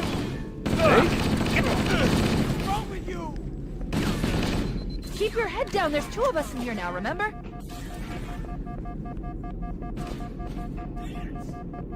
It was the coolest thing.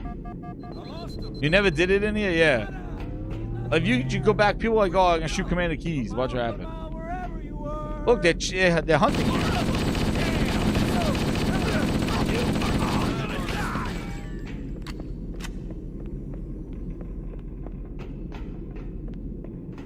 You never did that, Wild Wolf? Dude, that was like the coolest thing. The AI in Halo was like the coolest thing. They used to shout out. They used to call out things. They used to, there was all this combat talk. That was like a big thing. I know you're there. Where'd they go? But the thing is, yes, you may have not done it, but the fact that it was part of the original game and is not in the 25 remake, and the AI is not updated, when they said, yes, we've updated the AI.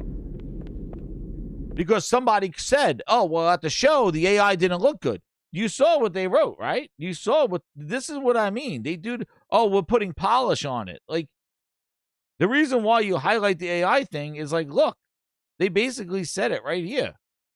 What else is my friggin' thing? Where is it? They said, yes. We fixed the AI.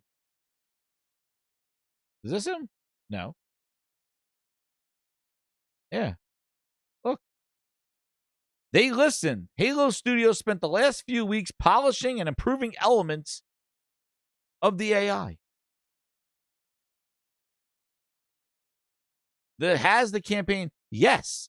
The showcase media and creative preview were earlier this month was a pre-release build tailored to specific timing and scoping needs. So basically they said you played a rough version. Don't worry. Over the last few weeks, we've fixed it. We've been polishing, improving elements of the game, including enemy AI. That was enemy AI. They didn't even fix their own AI. It is crazy. It was crazy how they said that and they didn't do it. Again, we delayed for polish, which we'll get into when Fable was delayed. Why Fable was delayed. Shout Anonymous Boss sent the gift. He sent the stars over there. Spick and Span with the 5. He goes, the OG Halo developer complained about the girl boss terrible writing on X. You should talk about this tweet. He talked about how bad this is for games. Oh, no. Wait, why? I didn't even see that.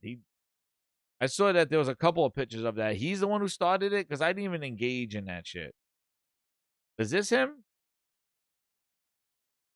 Oh, no. I'm not following that. I'm not reading that person. No. That's not him. Who complained about it? I don't even know what her role is in the game that people are going crazy. Is this him? Now I'm clicking on the pictures of her. I don't see where he is. The OG composer? I got to her last night. People are not liking her. Whoever she is. They do not like her. And yeah, and I'm not going into all that stuff. Like I said, that's not why Halo. I'm not calling that a Halo issue. I'm not going down that path because I don't call that. Thank you so much, Rabbi. I don't know what he was saying was bad for games, but again, that's the whole thing. Like, I don't consider that. That's not an issue.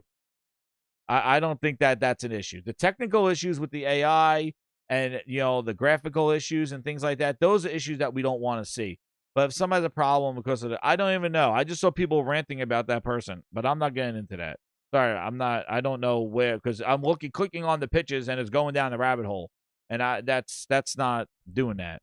He was one of the original producers of the game? Of that game? I don't know. But yeah, I'm clicking on it. It's going down the it's going down the rabbit hole. Talking about going down friggin' rabbit holes. we got to talk about some booty and balls. There we go. Now we're excited. Now we get excited. We got some booty and balls talk. Oh, shit. You ready for some booty and balls? Another one. So, we got some booty and balls. And apparently, when Matt Ball sat down, legs crossed, Hawaiian shirt on, and people were pulling up his quote about, are you talking about ads in games? He said, that's untrue.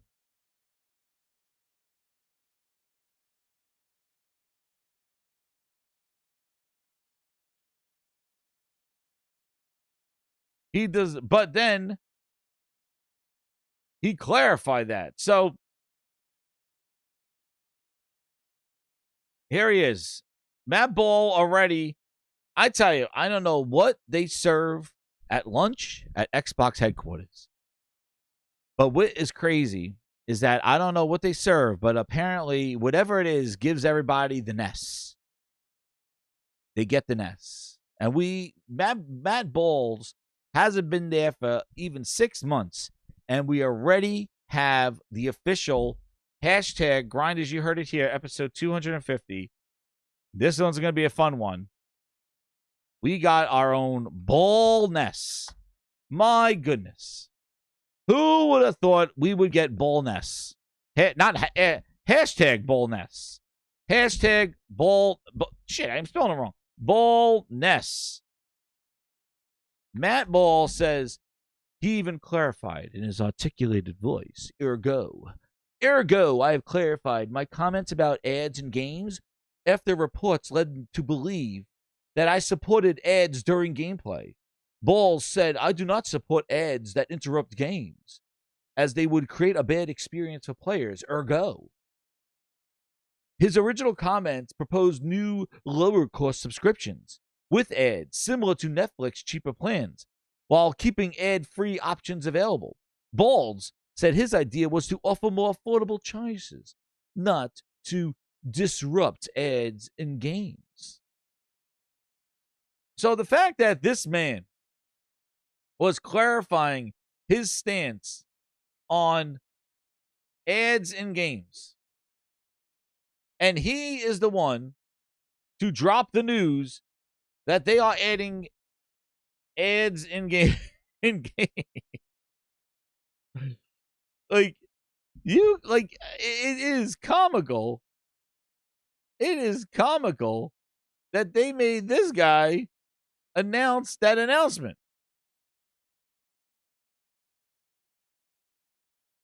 And it's like, add into the history of Mr. Balls gone wrong. Droopy Balls. Iconic, what's up? How you doing, man? Member of 17 months. He goes, congrats on the semi-quincentennial. Hey, thank you so much, Iconic. I appreciate it, man. Shout out to you, a VIP from the balcony. We're going to head Matthew Droopy Balls.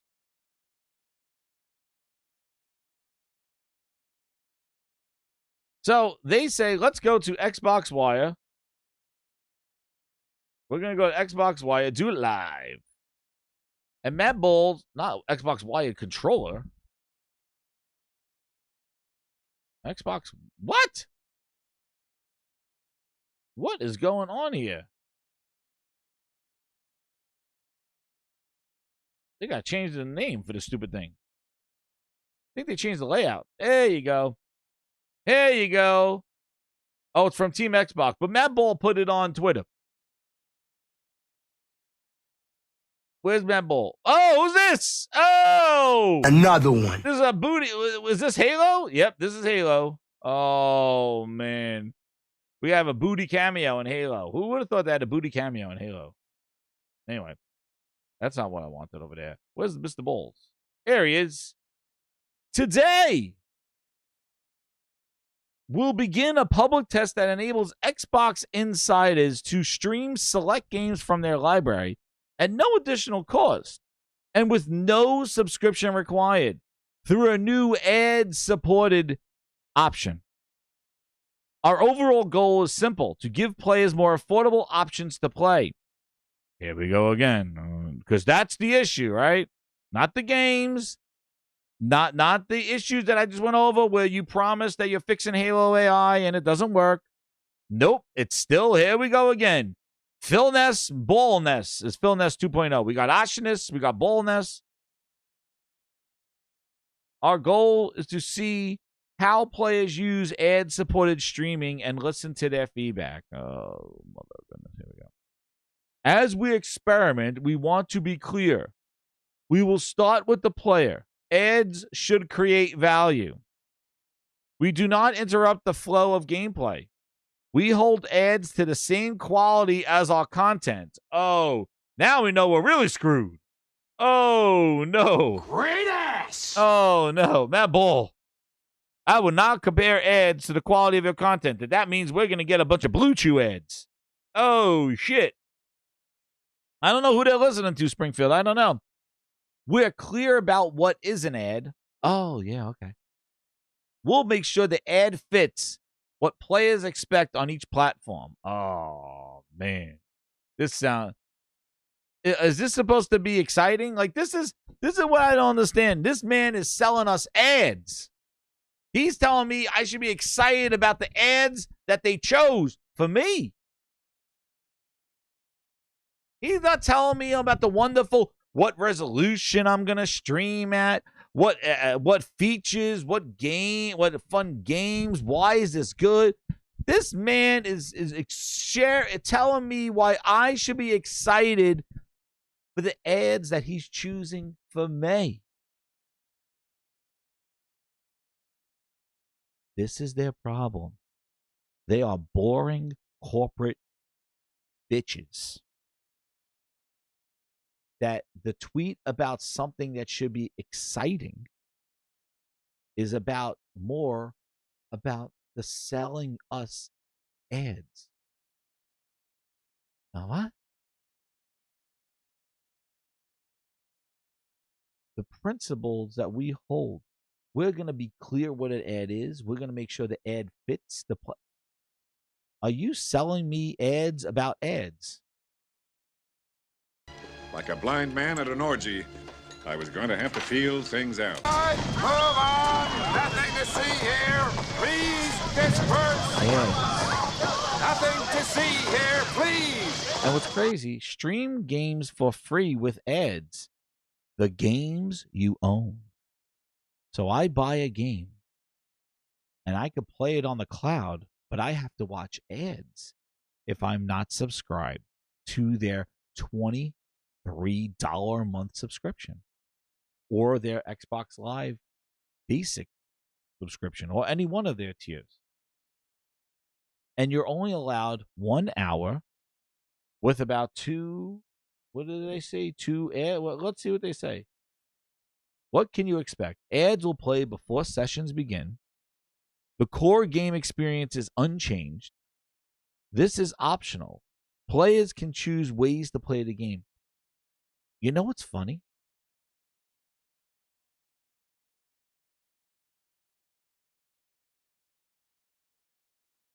I'm going to show you. Let's see what ads Matt Balls has chosen for us. All right, Balls, let's see. This is what we do live. We're 250 episodes. Hit that like button. We're not messing around this show. I told you, we're going. Nobody's safe. We're going in here. Let's see. What game do I own? Let's go to my library. Let's see what I own. What did I own? Not Steam games. I want to. Oh, can I do this?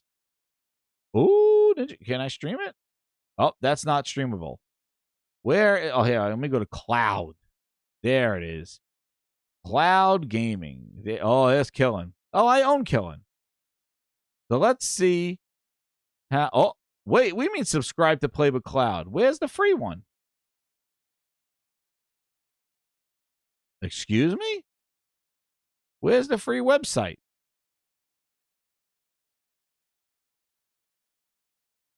Where's the free website? I own this game. Well, maybe we'll try something else. Maybe that one's not working. Let's see Blinks. Can I stream Blinks? Subscribe to play with Cloud. Wait a second. Am I not in the beta? Alpha's former cousin roommates? Oh. What the? This is what they pop up. There was select games. You want to know what? Let me see. I think maybe the app is not working. Maybe if I go to Xbox Play, xCloud thing. Let me see. Maybe that's what it is. Maybe it's only from the website, through the browser. Maybe it's not through the app yet. Yeah, inside at first. No, not that one. Let's see. Because I clicked on it before and it was doing something. Let's see. Well, let's just do Crimson Skies. Can I do it from here? There it is. Let's see if this works. Already? So I found it. It's only from their website. Their app doesn't do it. All right, so their app doesn't work. There you go. Good job, Xbox. Good job. Their app doesn't work. It says that subscribe to play a game on the streaming. You got to go to play.xbox.com. Now, the games that you own, like the Master Chief Collection, I'll connect my controller later. Let's see what happens. All right, warming up. 1 hour of ad-supported playtime per session. You can see it down at the bottom, grinders. There it is. Wait less, no ads. They're telling me to subscribe to Game Pass. So they're already trying to sell me an ad for an ad. You don't like ads? Then pay for Game Pass. You won't get ads. So there you go. It's an ad for an ad. Warming things up for you. 1 hour of ad-supported playtime per session. Here we go. Episode 250. Wait less, no ads, join Game Pass. So the ads, I don't like. So there you go. All right, well, wait. Is Xbox working now, or is it still out? This is the direction we're heading, right, Crooked Vulture? It's warming things up for me. I don't know. Should be warming up. Or do I have to play some waiting music? And Psychonauts 2. I'll play some waiting music. New games are coming fast. Mr. Balls. 12 minutes and 80. Mr. Balls. And they're all on Game Pass. Why? What's warming up? I didn't even get an ad yet.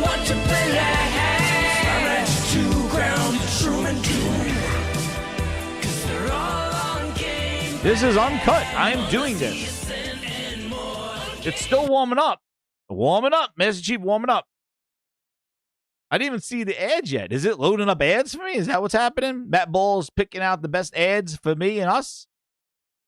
I think Matt Ball's picking out our ads. I think it's waiting. Adivision. I don't know. It's warming up, man. We have yet to see our 2 minutes worth of ads. We're just warming up right now. So is this what they do now? They make you wait like a minute or so, and then we get to see 2 minutes of ads, and Matt Ball shows up, and then we get to play the game?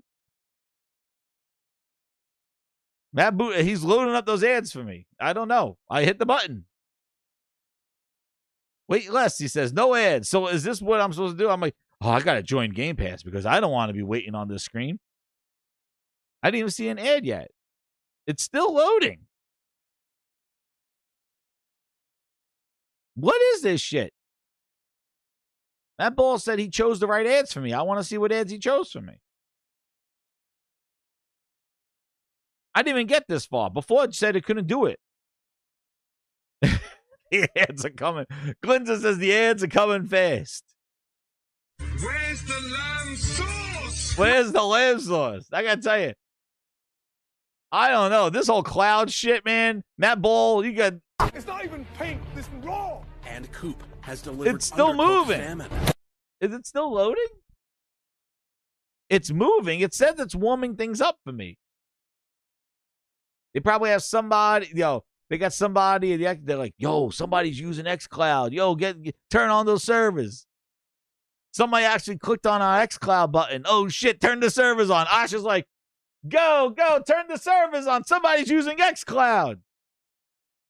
Nobody has ever clicked on this. Not even the bots. Nobody's even tested this out. We do it here. I want to see what Matt Bull talking about. I'm waiting. I'm still waiting for my 2 minutes of ads. No, it didn't freeze. Is it still? No, look, it's still loading at the bottom. Come on. Warm it up. No, it's still going. I would hate to cancel out and then I have to get warm up again. 1 hour of ad supported. He's loading up my ads. All right, you know what? I'm choosing another game then. No, it's still going. Yeah, see, quick game, never mind. No, I'm still in it. I just went out of full screen now. A 10-minute waiting door for 2. Yo, it's loading up all those HD ads. Matt Ball, what are we doing here? Here we go. This is what are we doing? What are we doing here? There's your second one. We had our first one with Halo. Now we have our second one with the xCloud ads. We're halfway through, grinders. Hit that like button. We are halfway through the 4 times. What are we doing here? PlayStation's next.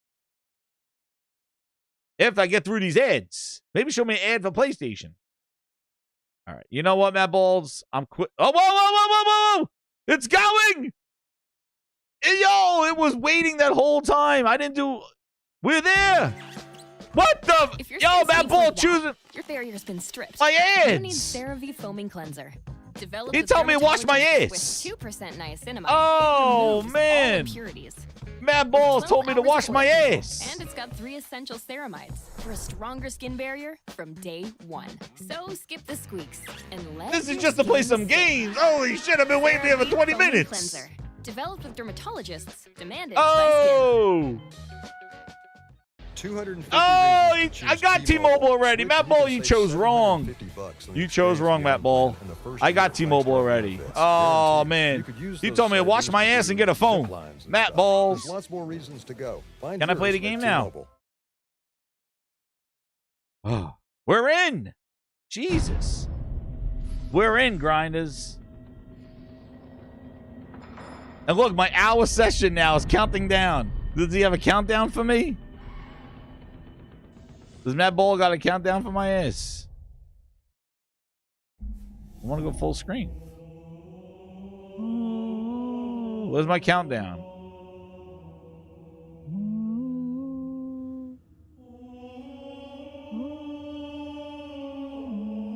Does it work? No, I gotta use a controller. Oh shit, my controller's not plugged in. Dude, that took forever. My 1 hour session has started. Dude, yeah. I just waited 5 minutes and 2 ads. All right, so that's how you get in. Return to full screen to the guide. I want to get full screen again.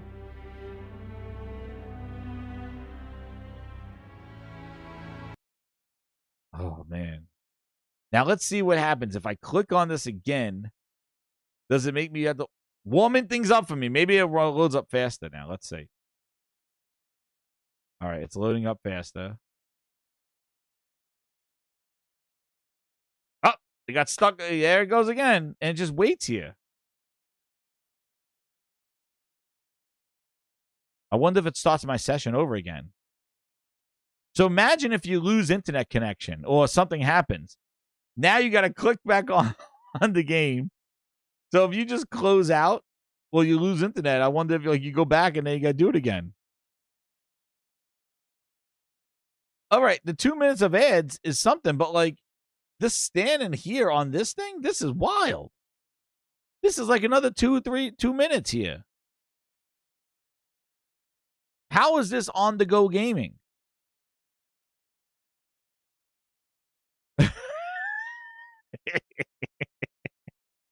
I love that it says 1 hour of ad support. And it tells you wait less, no ads. They just want me to stare at that Game Pass button, but I'm just sick of it. That I hit the button.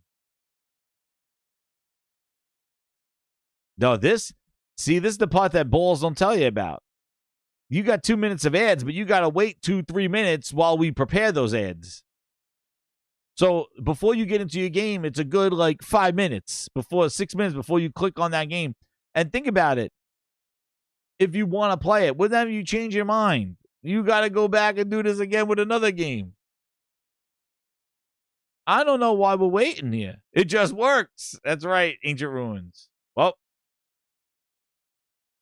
it just works. Get sick of it and subscribe. Exactly.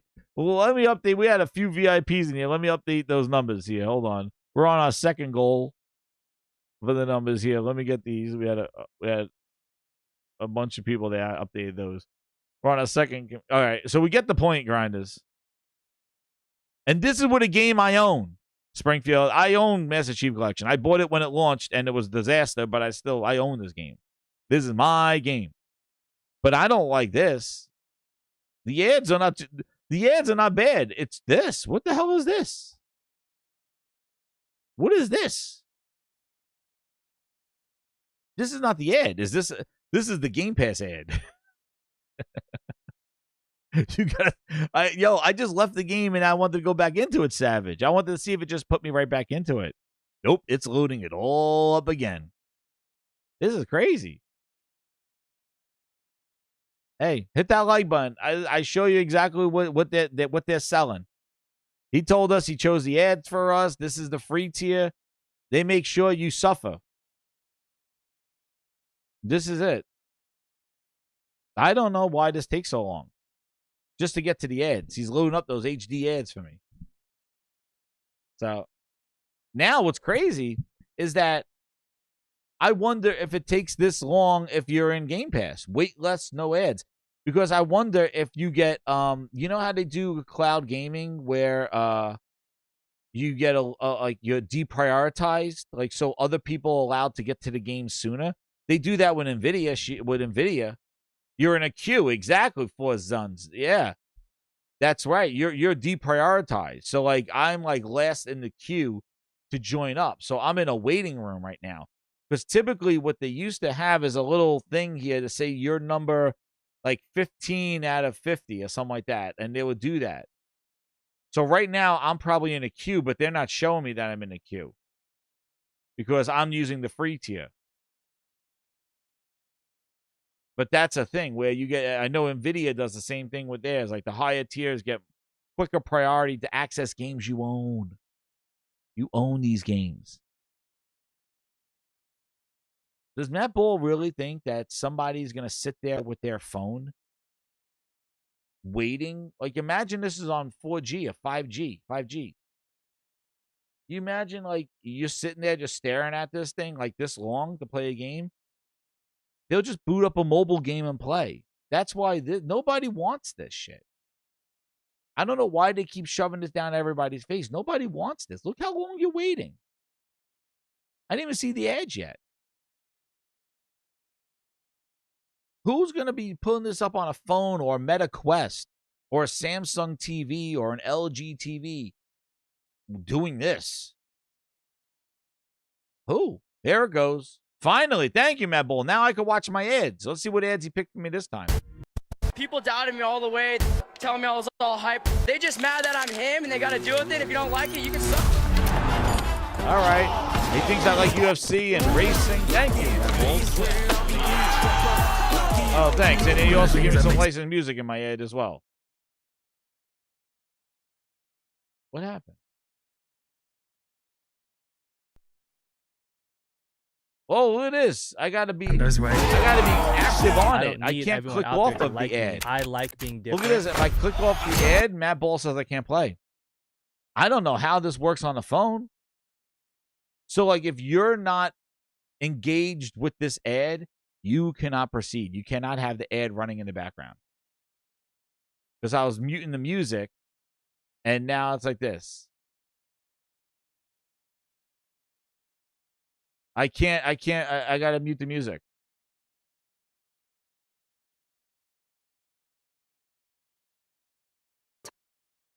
I gotta click here. That ball says now I can watch. Milo showed up at my door. I just moved to a new city, knew no one, and was I just slowly clicked off the losing my game to get mind. back in the I game. was going from I'm thriving to what have I done? We went from load screens were an issue to now ads to play the games we own. You should have a free streaming with the games you own. You should be able to stream them. Now I'm in the game, finally.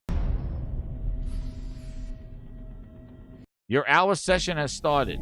F9 to view remaining time. Let's see. F9. Where's my time? Oh, here, let me hit function F9. Where's my countdown? Oh, look, yeah, 1 hour left, it says. So I only can play for 1 hour. They should just put this on everywhere on PlayStation.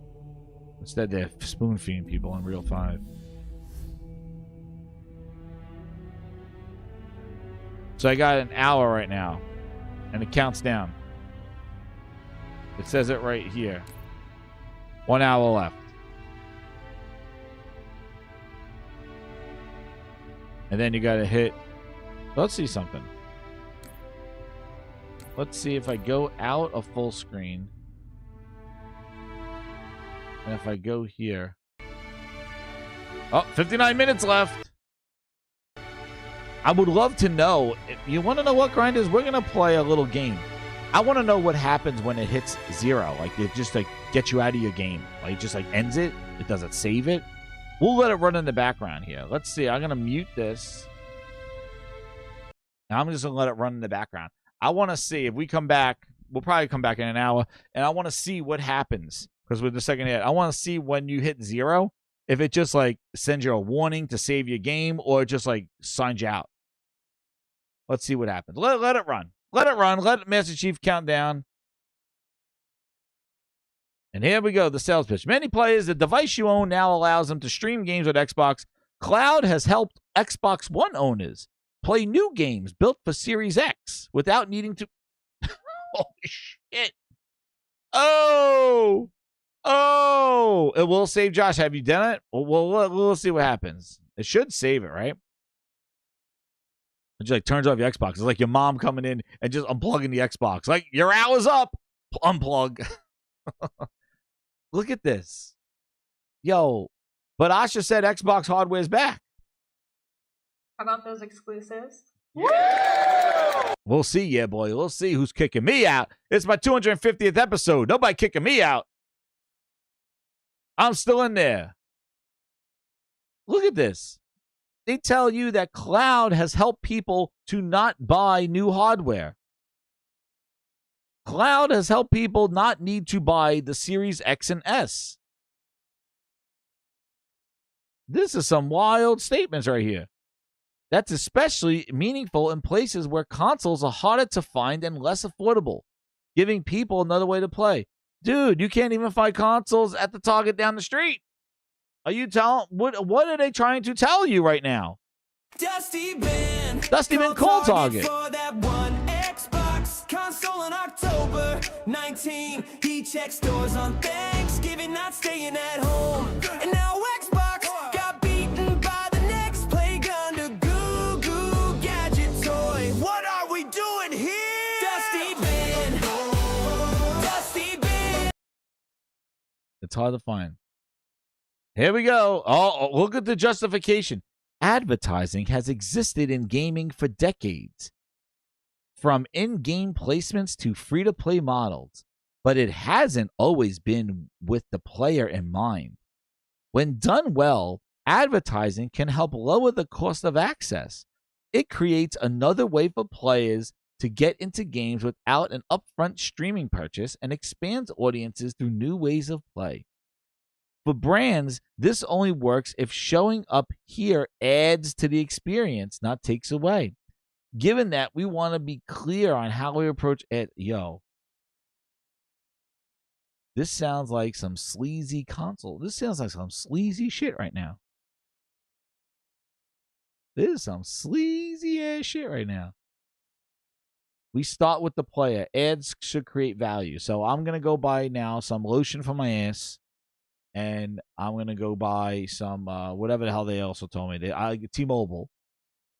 We don't interrupt the flow of gameplay. I'm still there, Master Chief. We make sure ads fit what the players expect. Not even gaming ads. A CeraVe ball washing soap and a T-Mobile ad. And an ad about some dudes riding BMX motorcycles. And some other thing. They're not even gamer-centric ads. Like, check out these new games. Let's put an ad out for Gears of War. Check out the Gears of War trailer. Like, that would be cool if you show me, like, or ads for accessories for your console. No, they're not doing those kind of ads. They're doing ads that people that are willing to pay. That means ass washing lotion and T-Mobile. That's value to us. Way to go. Not even gaming ads.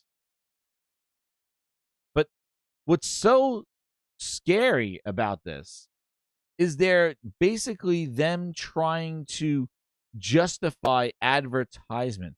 Advertising has existed in gaming for decades. It sounds so sleazy the way they're doing this. In the sense of like they're basically trying to say, no. It's always been there. It really hasn't benefited you. We're going to make it benefit you by giving you CeraVe ass washing lotion. Wash that face, you dirty bastard. And some T-Mobile while you're at it. So it's pretty wild.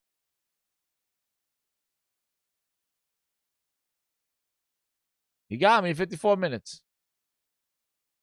What I don't like is the queue. The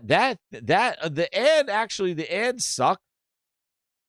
But if it's free, all right, show me an ad before I play an hour of game, fine. But like, what the hell is that other 3-4 minutes of the thing just loading? Then it makes the ads like, oh my God, I got to watch 2 minutes of ads too? After I just waited in this queue? That's the sleazy shit. So they get you like so annoying where they're trying to sell you Game Pass and basically less waiting. Skip the lines. You're basically giving me a huge ass line queue. Give me the little Game Pass button to tell me skip the line. And then after I have the queue, then I got to wait in another queue, watch an ad. By that time, I'm so done. I'm like, I don't want to, oh, you got an hour now. Like, I just spent friggin' 10 minutes just trying to get here. And how slow is that queue if I'm on Wi-Fi, if I'm on a cell phone? Suck, man. It is wild. But yet again, they do all this shit, and Master Chief has all the glitches and bugs and all the other shit. Nobody, and that this is what I mean.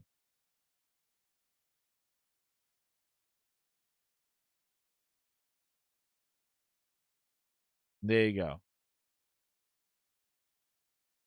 And I'm sure nobody been screaming this is the future, though, I have to say.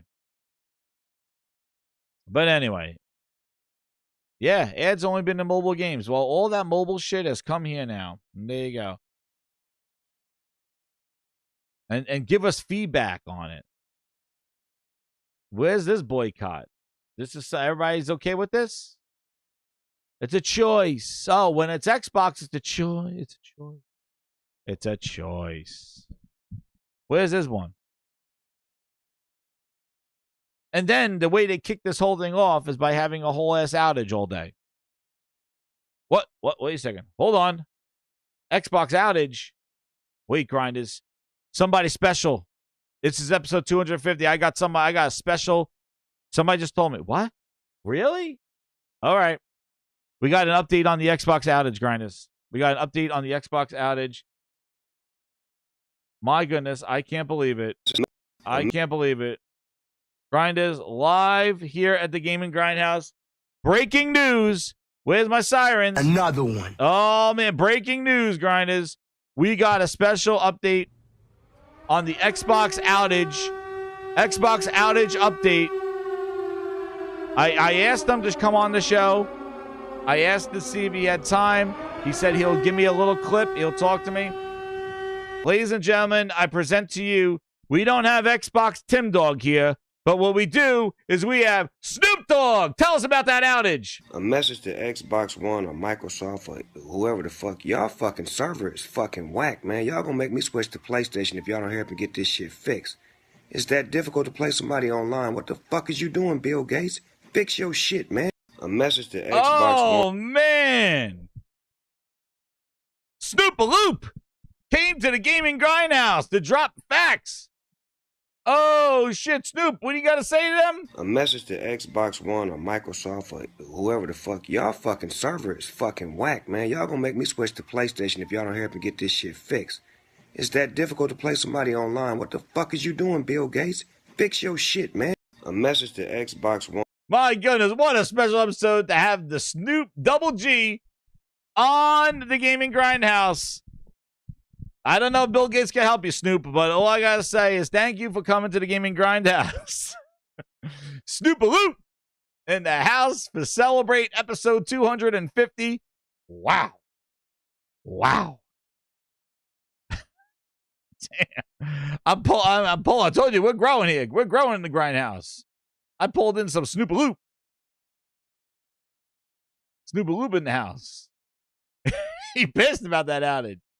Dude, they were out. Their outage was like all friggin' day. They just updated it now. You couldn't play a game. Xbox instant update. Xbox another update. Just checking in. We are aware. Woof. We are aware some users are encountering errors when attempting to sign in. Your game library or launch games. Our engineers are actively working on it. Just checking in on game libraries and game launch issue. We know it's been a while and appreciate your patience while our teams keep working on it. Another update on the game library. Our teams are focused on multiple investigation angles and remain hard at work. Thank you for your patience. Xbox Instant Update. We apologize for the long-running nature of this issue. Things are slowly improving. Through players worldwide may still experience failures when launching games, along with potential sign-ins and purchase issues. Man. This is some wild shit. They were updating all day long. Incident update again. Thank you for your continued patience. Dude, they sound like an airline. What do they have? Like Continental, Delta working over there? Sorry, we've been on the tarmac for 3 goddamn hours. We appreciate your patience and continued support. Please remain seated. Would you like cups of water while you wait for 4 hours on the tarmac, as there's nobody at our gate right now? Please be calm. Thank you. We will update the situation once the pilot is aware of when we could be at our gate. But right now, they are not there. We have to be on the tarmac for another hour. Thank you very much. We appreciate your patience and your continued support. Please remain calm at this time. Xbox is goddamn the friggin' the Sound the Airlines. They have to let's compete. Just if the PlayStation was down, Xbox decided to be down. Like, no, we got to get down, and we got to be down longer than that. Like, oh, man. But yet again, episode 250, Grinders, we got a special behind-the-scenes look at the current status of how things are going over at Xbox. Yes, it's true. I do have some insiders that were able to capture some raw footage that I think I might have I have to edit it. I have to look at this, see if it's legit, dude. But yeah, this is right. Yep, it is real. It is real. We got it. Grinders, I got the footage right here. Hold on, I gotta go through my. It's like 3 levels of security to get this video out. I'm sorry about it, but yeah, this I gotta get the 3. Here we go. Where are they? I think we have an inside look as to what's going down over at Xbox. And I'm gonna get to right there. I think where's my video that they sent me? Send me some video. Oh man. Hold on.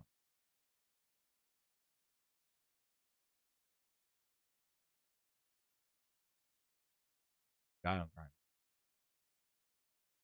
Asha said she has sent her elite group. The elite group has been sent to fix this update. Is there another update? No. We got an update 5 hours ago. They'll share more. I got an inside look as Asha has sent the leading team to go fix Xbox. The Xbox Ninjas, get in there! Yes, we are here to fix Xbox. Asha, we are here. We're ready to fix Xbox. We've been looking at the server room all day long. And I have to say, this is so shit. They fired everybody in this fucking place. The Xbox Ninjas are in! Get out, Asha, sent in the best of the best! They are going to fix everything. Xbox is taking some time for us to fix Xbox. Give us another 5 minutes, and the Xbox Ninjas will be able to fix everything. Get in there, Asha! Asha's like, who didn't we fire last week? And the Xbox Ninjas, send them in. All right. Where's the cat? There he is. There's the lead. There he is. Yes, I am the president of the Xbox Ninjas. I am the elite ninja. I've been here for a good 5 months. Asha said I could stay. I've been looking at their server rooms, and it is really fucked up. She fired everybody, except me and my team of ninjas. We'll have it fixed up in no time. Just give us about 24 hours. Oh, shit. Asha, what did you do? She's like, we don't need technicians. We got the Xbox Ninjas. Oh, shit. Yep, there you go, Asha. Good job, Asha. Sent it in, the Xbox Ninjas. Fixed in no time. She fixed it in no time. Send them in. Send in those ninjas. Oh man. You fight everybody. All right. Now it's cool our tongues. Well, actually, now it's cool our tongues. We are now in part 3. Grinders, part 3 of the craziness. Hit that like button. We are now on part number 3. And now we go over to the blue side. Yes. Hit that like button. We are at the 2-hour mark. We're on our way, grinders. The PlayStation Blackout Boycott. We're still fighting physical versus digital. You could go back and listen to my video, my live streams on where we are with this. How I've said, yes, this is a battle that needed to be fought years ago as they continue to screw the digital world. I mean, the physical world, not the digital world. With these early accesses and the games, don't have physical releases, jumping through hoops to get a physical release, going to the dire, quiet parts of retail where it is like a naughty room to go find games anymore and see if they're available. So, there seems to be a leader to this. And I'll read it to you from the leader of this, who's really pushing and really just will not shake it. For several years now, Sony Interactive has continued to grow further apart from its fan base.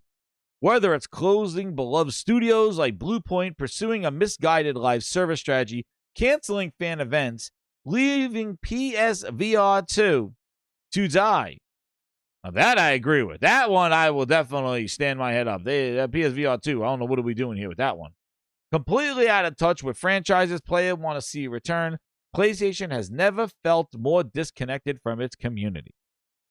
Ending physical discs in 2028 feels like the last straw. We understand there's only so much Sony can control, but with decisions that are within its control, the company continues to mismanage the strong position inherited from the PS4 era. There are so many issues with PlayStation right now that bringing back physical games would only be meeting players halfway. So they will not be satisfied if physical comes back or it does not happen if it happens in 2008. There is still so much they can do. We miss Twisted Metal, SOCOM, Sly Cooper, and Resistance.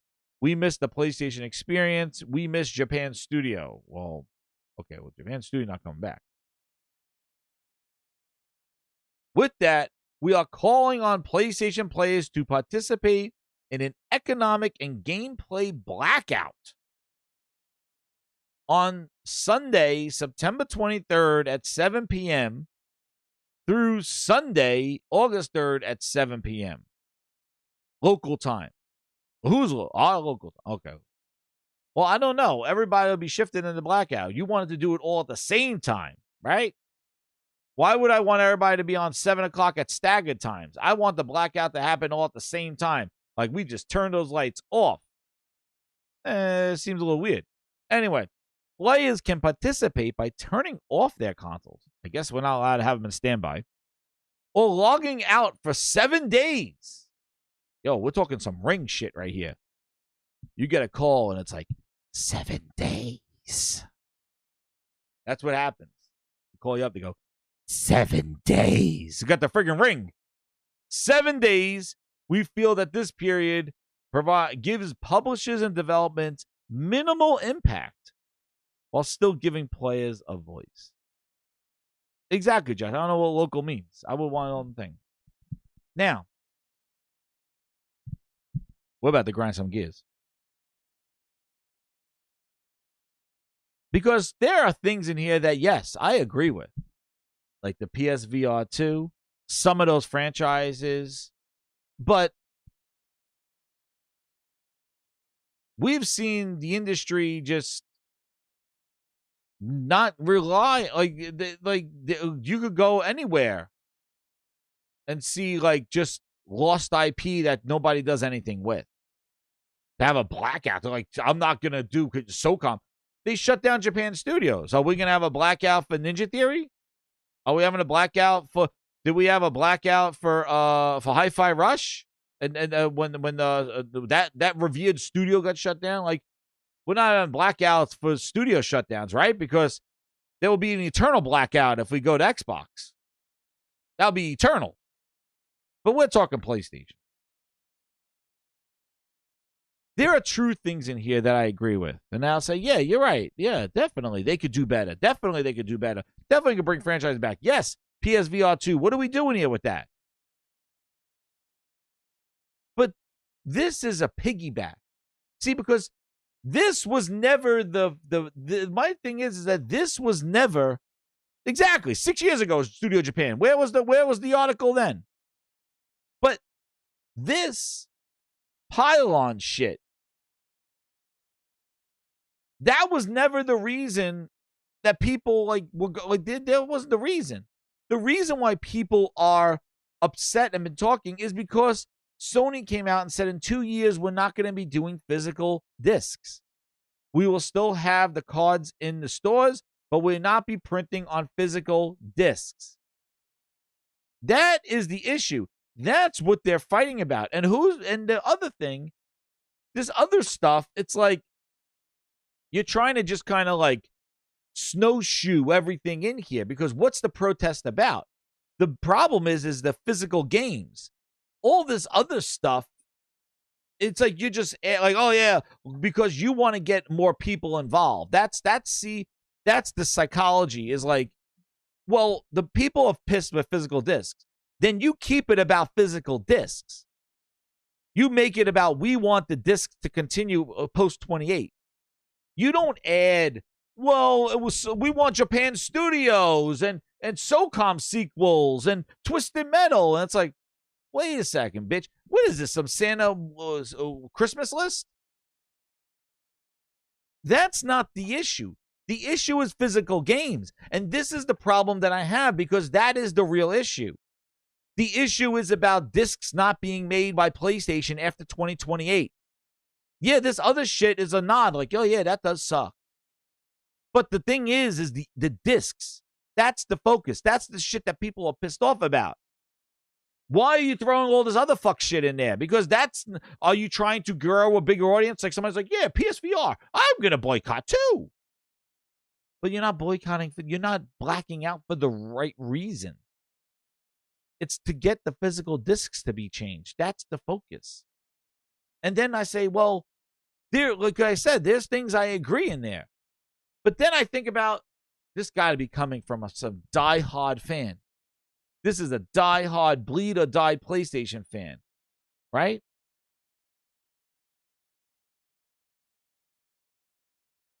This is coming from a company, a Patreon, a company that's built off of does it play on physical discs. They're not speaking for the gamer. They're speaking for their existence. Because does it play doesn't matter when physical discs are not there. This is like if GameStop said, let's start a Blackout. We need to have that physical secondhand market. We're looking out for you, the gamer. No, you're not. You're looking out for your own bitch ass, for your own company's existence. That's why you're involved in this. This is like, that's the problem. This is a company telling that they speak for us. No, this should come from the people, not from a company that focuses on physical games. And does it play? Well, guess what? With no physical games, do you matter? So it's a company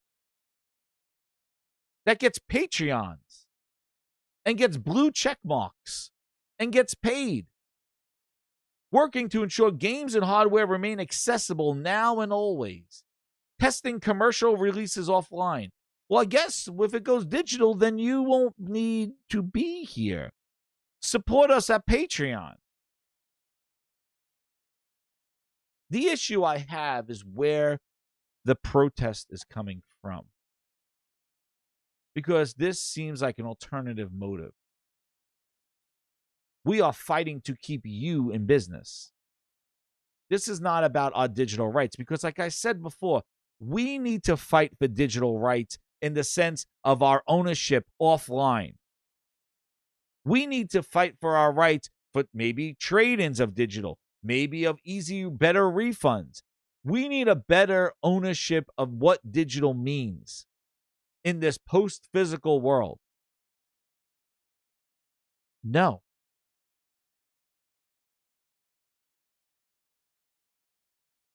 That's the message. You're not speaking for us. You're just trying to get us to save your Patreon, to save your company. That's where I have a little quirk with this whole thing, because they have been trolling after they're keeping this in the conversation. After every PlayStation post, they're the first post right underneath it. How about this? How about this? Because they are fighting for their life. Because without discs, they will be gone. That's not my problem. That's not my issue. My issue is not to save your Patreon. My issue is about the choice that gamers have. I want that option to buy physical with a disc. A deal at Target, a deal at Best Buy. That's why I told everyone here, go get the disc drive for the PlayStation 5 Pro because people are going to buy it. I was the first one to tell you to go buy it earlier before all of the clowns were complaining about it and whining. I said, while they're complaining about it, go get the physical disc drive so you have options. Maybe I want to buy it used. Maybe I want to buy it secondhand. Maybe I don't want to buy it brand new. Maybe I want to save $1 a couple of months. Maybe I see a 2-for-1 deal at Target. I like the physical option. Now, this is the problem. The problem is, first off, Sony has been on some bullshit. You see how Xbox tried to spin ads as a positive thing? Sony needs a little bit of Ness or Phil Ness over there because they're dry ass over there. They're like, yeah, 2028, no more. That's what everybody wants. See ya. Mic drop. Instead of acknowledging, hey, this might upset some people, be more empathetic in your messaging and say, yes, we may have options for you if you do collect or do something. Tell the whole story. I don't know what you did by just dropping that news and shutting up. Sony messaging sucks. They are basically doing the same ass shit that they did with the PlayStation 3 where it's $600. Good night, everybody. Well, what do we do? Get a second job. What? I thought they fixed their PR thing, but I can tell you, Hitoki is a dumbass. Their whole executive teams are stupid, except for Mark Cerny. Even Herman has gone on a turtleneck. Their executives, Hitoki's a piece of shit. Hitokiness. He's a dumbass. I think since Kaz left, the charisma left. Since Kaz Hirai left, the rest of it, the executive team sucked. They lost all their charisma. They lost all their PR. They lost all their shit. And granted, they do need a reality check. They do need a kick in the nuts. And who knows? They increased the price of PlayStation, and now that it's dropping year over year in sales because the prices increased. What is their plan? Do they think GTA is just going to pull them out of the hole? Is that what everybody's talking about? Is that what they think? Their messaging sucks. All of gaming media messaging sucks. Gaming media sucks. Gaming social sucks. But I can tell you, even when Jim Ryan came on, Josh, Kaz left. Who took over for Kaz? Sean Layden? It all sucks. All I can tell you is they all suck. The coolness, the communication, and not the parasocial shit, that fake friend shit. Real customer-facing communication. You know damn well people are going to be pissed for you dropping that friggin' bullshit about physical games. You know damn well, Sid. People are going to be pissed. You better have a response, an empathy, an understanding, not a spit in their face and leave them to rot. And let bullshit like this from companies that work on discs start some bullshit goddamn picketing fence. This is because Sony was a bitch. This is because PlayStation was a bitch. That they allowed these guys, this company, to run their mouth. That's the problem. Yeah, but wasn't Kaz Hirai was all the way up top. Jack Tretton, Sean Layden, Jim Ryan. Kaz Hirai, yes, he was the head of the person, but then he went to the president of the company. He was the CEO. And Jack and Sean and Jim all worked under him. After Jim left, that's when Kaz left, and he sent it to Tokiness. But back to what I was saying. Because PlayStation wasn't mature about the situation and had an understanding about what this messaging would do, and just had Sid drop a shit on your lawn and run away, now they're letting everybody else create the story for them. And he went to this thing. Yes, as a CEO. So I'm saying when Kaz retired as a CEO, they lost a lot of their gusto, their charisma. Not the quality of games. Yeah, they made some mess up with games. But their awareness, they shut and I think a lot of the stuff and again, to counter the whole no PlayStation experience, them not getting out of E3 back then was bullshit.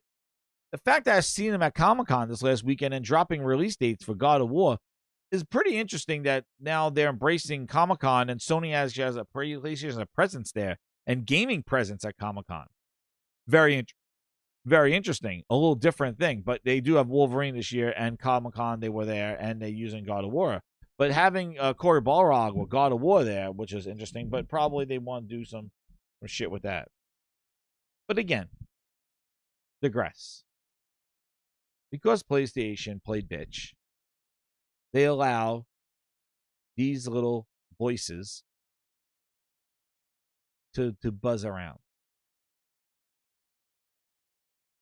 I understand the message. I understand the physical stuff. I gave my opinion on that. Now, the problem that lies is that PlayStation did send out that message. And I've said this before. It has been an opportunity for somebody to punch PlayStation square in the nuts and get a celebration. We're not doing no physical games after 28. I don't know what they're talking about. We're doing physical past 28. Xbox, Nintendo, EA, Capcom. Where are the publishers?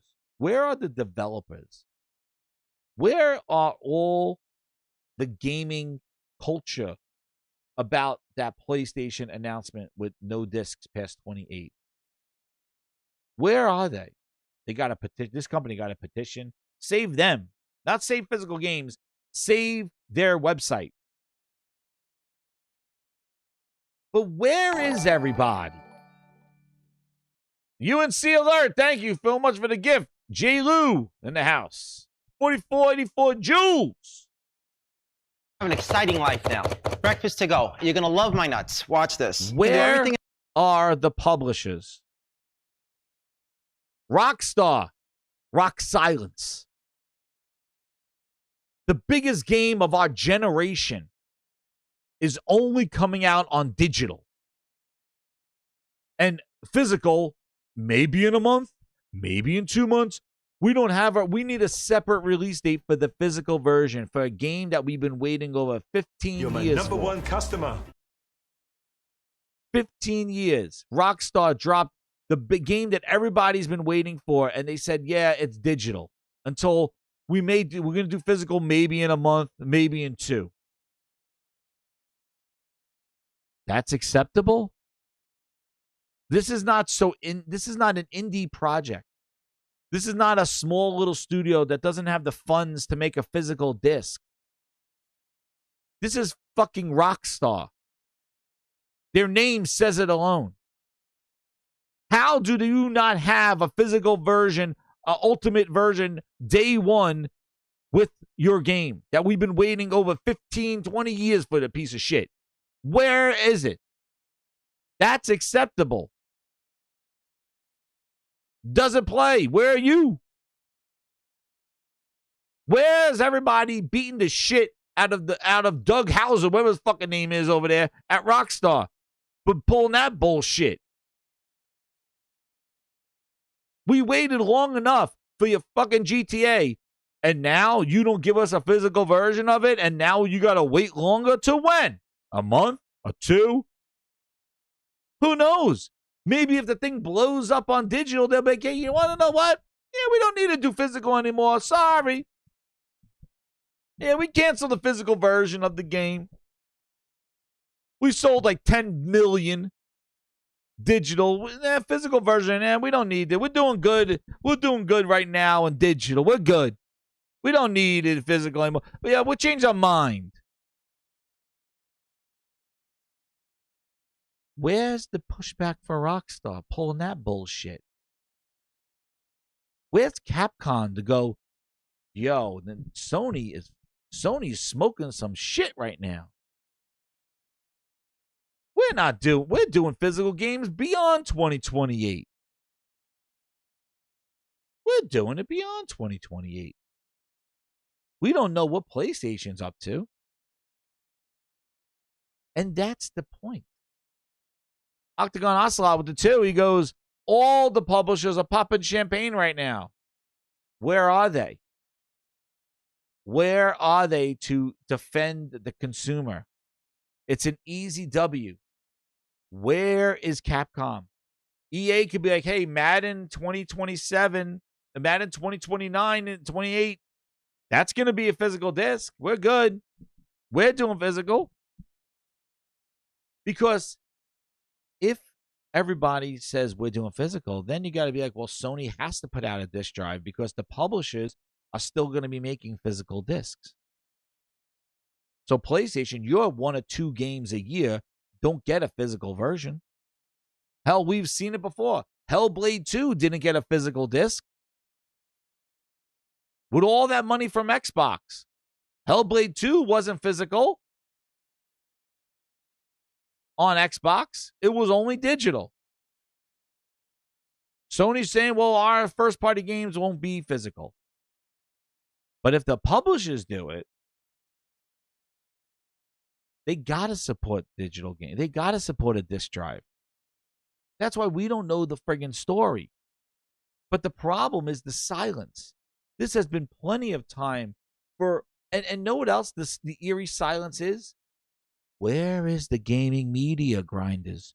Where is the gaming media?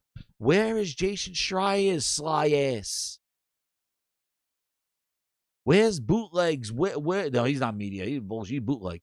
Where's all the media with the microphone shoving it in everybody's face? They were at Comic-Con. Nobody said shit.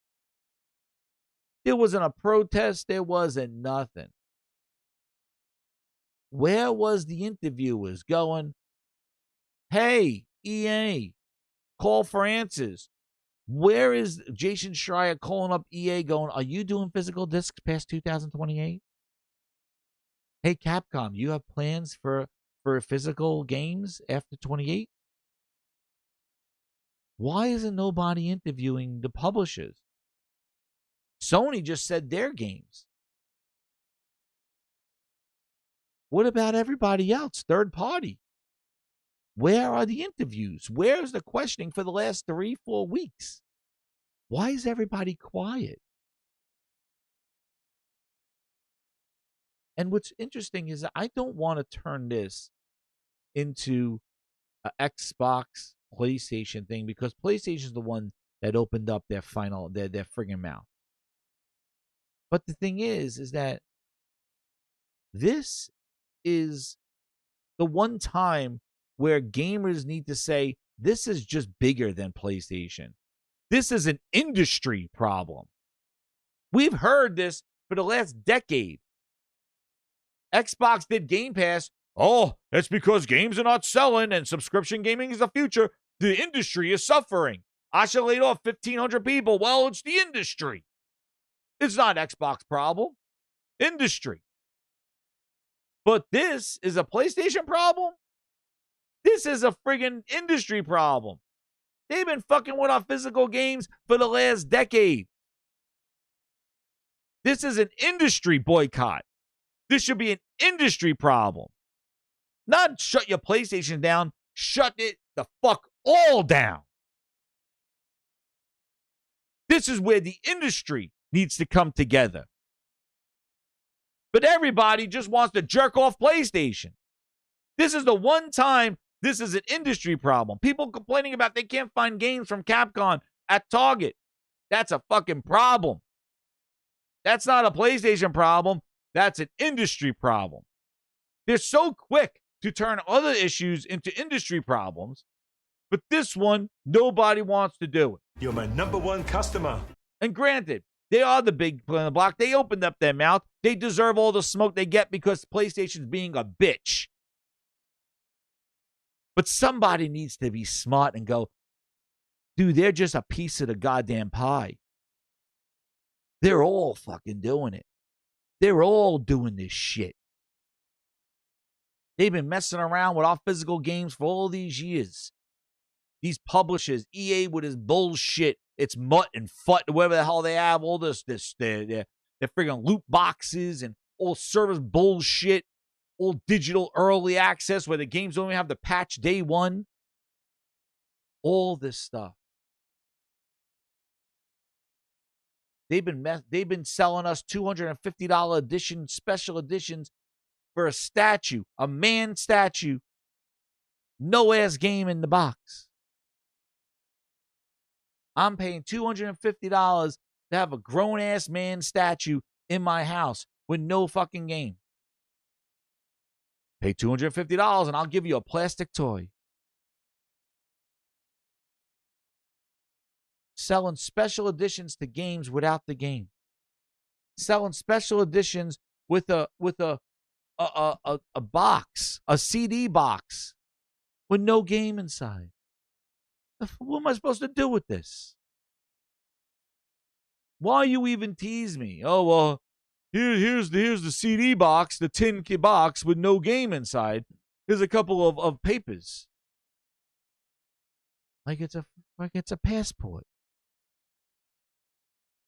Like what would I do with a CD case without a CD?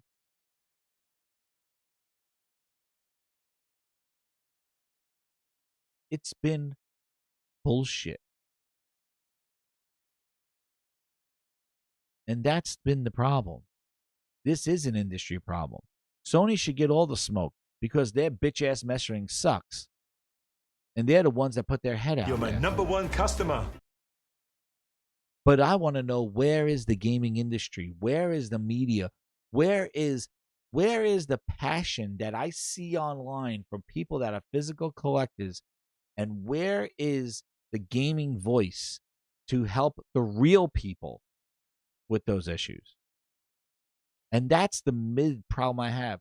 These grifting bitch asses that create burner accounts just to jump on the hot topic, I don't even think they're real. They just follow trends.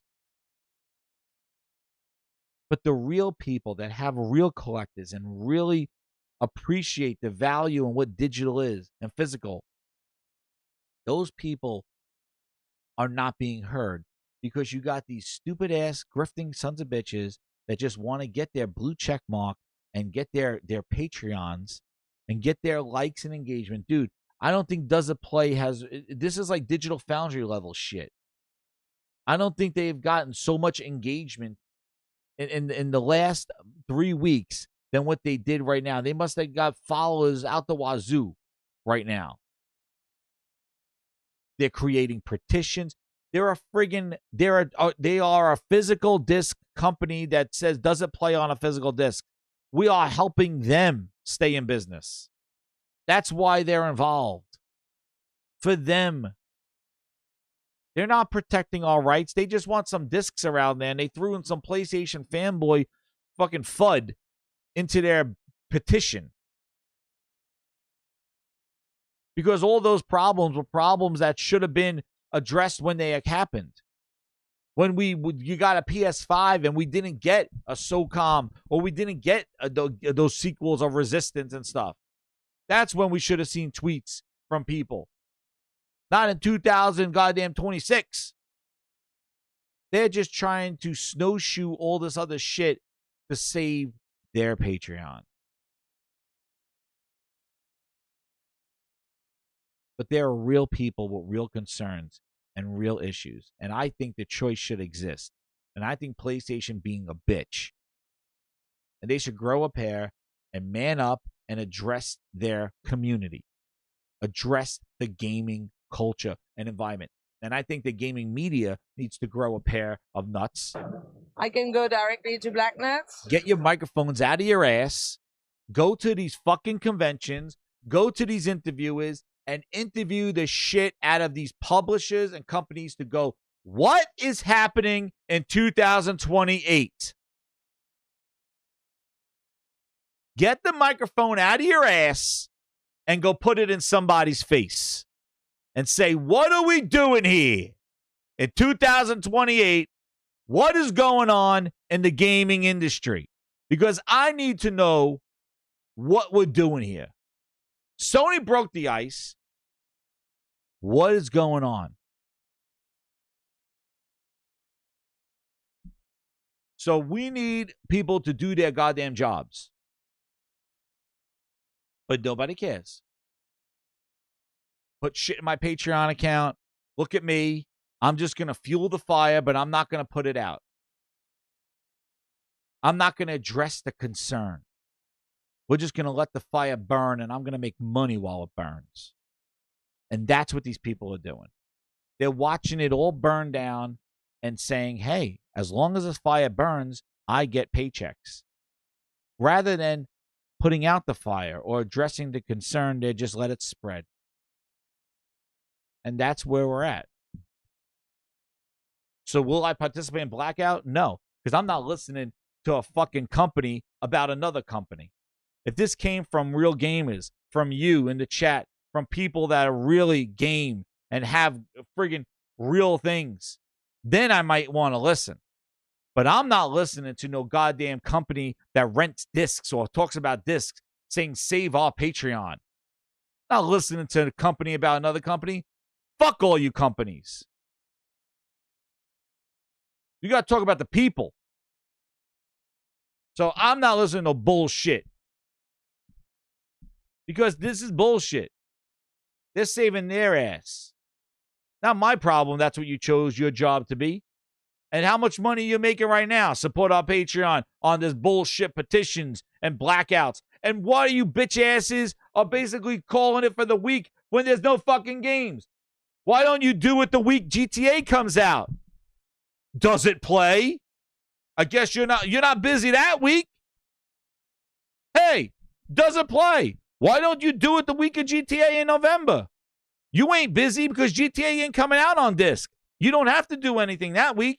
Looks like you're off. Why do you pick some bitch-ass week in August 23rd? If you got some balls, you want to start a rally, let's stick it to them. Why don't we do it the week fucking Wolverine comes out? Say, fuck Sony. Why don't we do that? I say do it during GTA. Turn it all off. We put it at the end of August. Why don't you put it out a week in September? What does this do? The end of the summer? When there's no fucking games coming out on that's your rally call? Maybe I should write one up. And I say nobody play your PlayStations or video games the week of GTA 6. Now we're talking. Now we're sticking it to the man. Now let's do a boycott. Why won't we do that? You don't have to worry about does it play on disc for GTA 6. You don't have coverage that week. You're off. That sounds like a great week to start a fucking blackout. Why are we doing some bitch-ass August 3rd? At 7 o'clock local time. Whose time? What are we doing? Let's stick it to them. If you really want to. But as I said before, this is an industry problem. So if we're going to stop it all.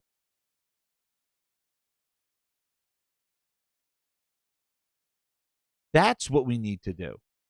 And this fight needed to happen years ago because they've been screwing our physical shit ever since then. And I told you, do I have a collection of physical games? No.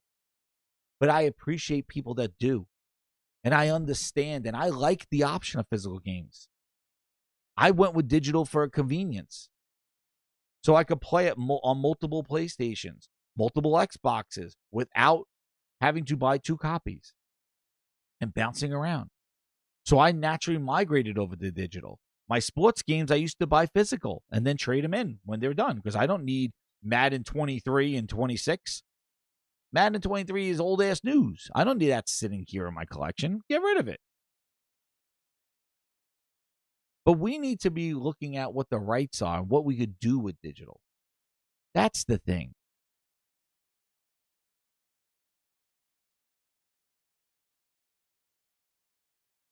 So if you want to not play and send the message, do it. I support you.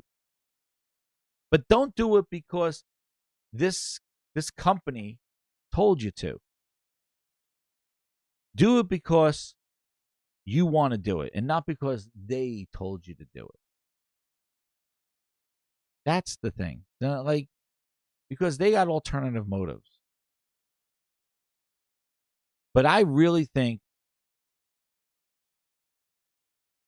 something has to break. Sony needs to say some shit, but I also need to know where is everybody else? Where are the publishers? And why are they so quiet about it? And what's going on with Rockstar and their support of physical disc? for the biggest game ever. And I always say, vote with your wallet. If you don't like this shit, then don't buy their stuff. That's the only thing you can do. And you want to know what happened? Let me tell you something. Spick and span. Let me tell you something. In 2023, it wasn't YouTubers that changed Xbox. No. Because YouTube wasn't a big thing. It wasn't YouTubers. It was the stores. It was retail. It was publishers that were confused with Microsoft's messaging. It was developers that didn't know what to do. Publishers didn't know how their games would be sold. It was GameStop that didn't know what this physical trade-in and transfer of licensing would be. How are our games going to work? It was pressure from the industry because Microsoft did not do good messaging. Because there weren't these influencers and stuff that kind of do their stuff. It wasn't YouTubers. That's where I'm saying, where is the industry pushing back Sony here? That's where I'm like, where is that? Because that's where it is. If EA goes, we're not doing what Sony's doing. I don't know what the hell they're talking about. We're making Madden 27 on disc, 28. We're doing that. That will put pressure on Sony because they're partners, they're publishers. They're putting pressure on them to go, we don't know what the hell you're talking about. Because if you remember, that's where a lot of the pressure came from. Everybody was asking questions. And there was a better media back then that were asking the right questions. That put the pressure on them.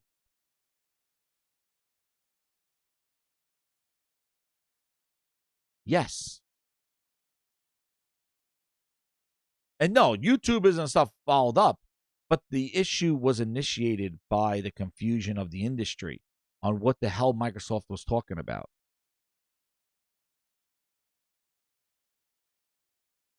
But like I said, you want to not buy games, don't give Sony an ounce of your money, then do it.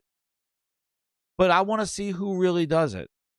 Who's sitting there with a straight face and not going to play Wolverine or GTA 6 and do it. And we all know who's going to check on it. Send us your PlayStation ID to make sure that you're not playing these games that week. Are people going to do that? Is that really going to send the message? If you feel like it does, then do it. I support you. I'm not telling anybody who's on either side of this thing you're wrong. Well, that's a problem, Spick and Span. If the industry isn't pushing back, they want it to happen, then what do we do? And retailers don't have enough influence to make change. Then what happens? Do I stop playing games right now? Because, it's like I should stop listening to music because I want CDs. Like, what do you want to do? What would you like to do?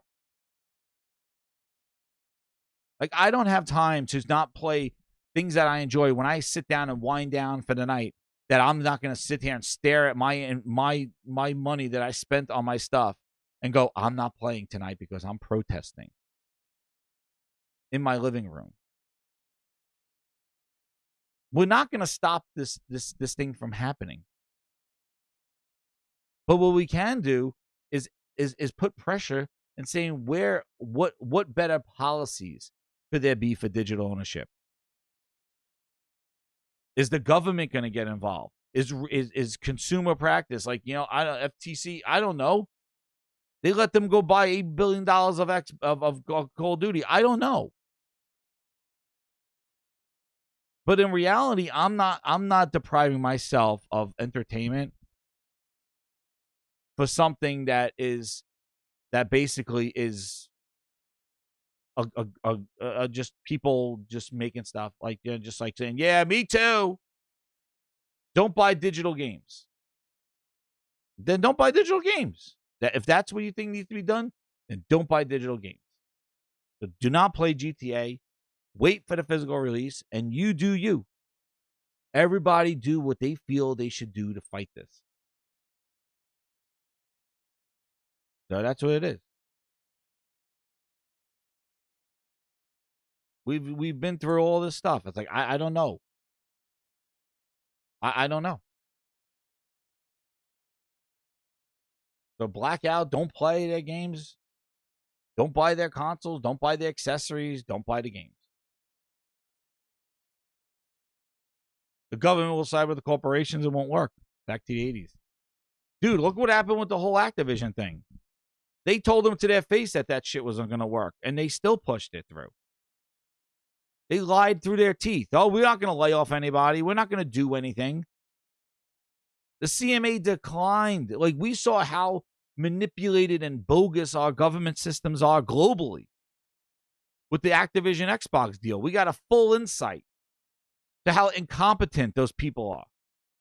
They blocked it, and then Microsoft's like, well, we'll go put it everywhere. So here's a little like addendum, and they're like, oh, okay, we feel better now. It was a circus act. Are those people going to get involved? Are they going to protect consumer rights? Does anybody read all the legal bullshit before your game and see all the stuff that you can't even play your game when you get all that legal bullshit? And that's after you buy the game. You spend $70, $80, you boot up your game, and there's all legal bullshit that you got to check to play your game off. You already spent the money. But they'll probably say, go to our website. Our disclaimers are over there about what you own and what we can take away from you. The consumer is fucked. So the only thing you can do is say, I'm not participating in it. But you could be like, then you got to be like, I'm not participating in anything because it's all there. Those pop-ups are all over the place. The what you own and what you don't own. Same thing. There's games that are on the disc. Today we saw a perfect example. Disc-based games, some of them couldn't even be played because Xbox was down. Is that ownership? Is that ownership? Well, good. Brazil should fight Sony. Give them some capoeira in their ass. Bitch ass Sony.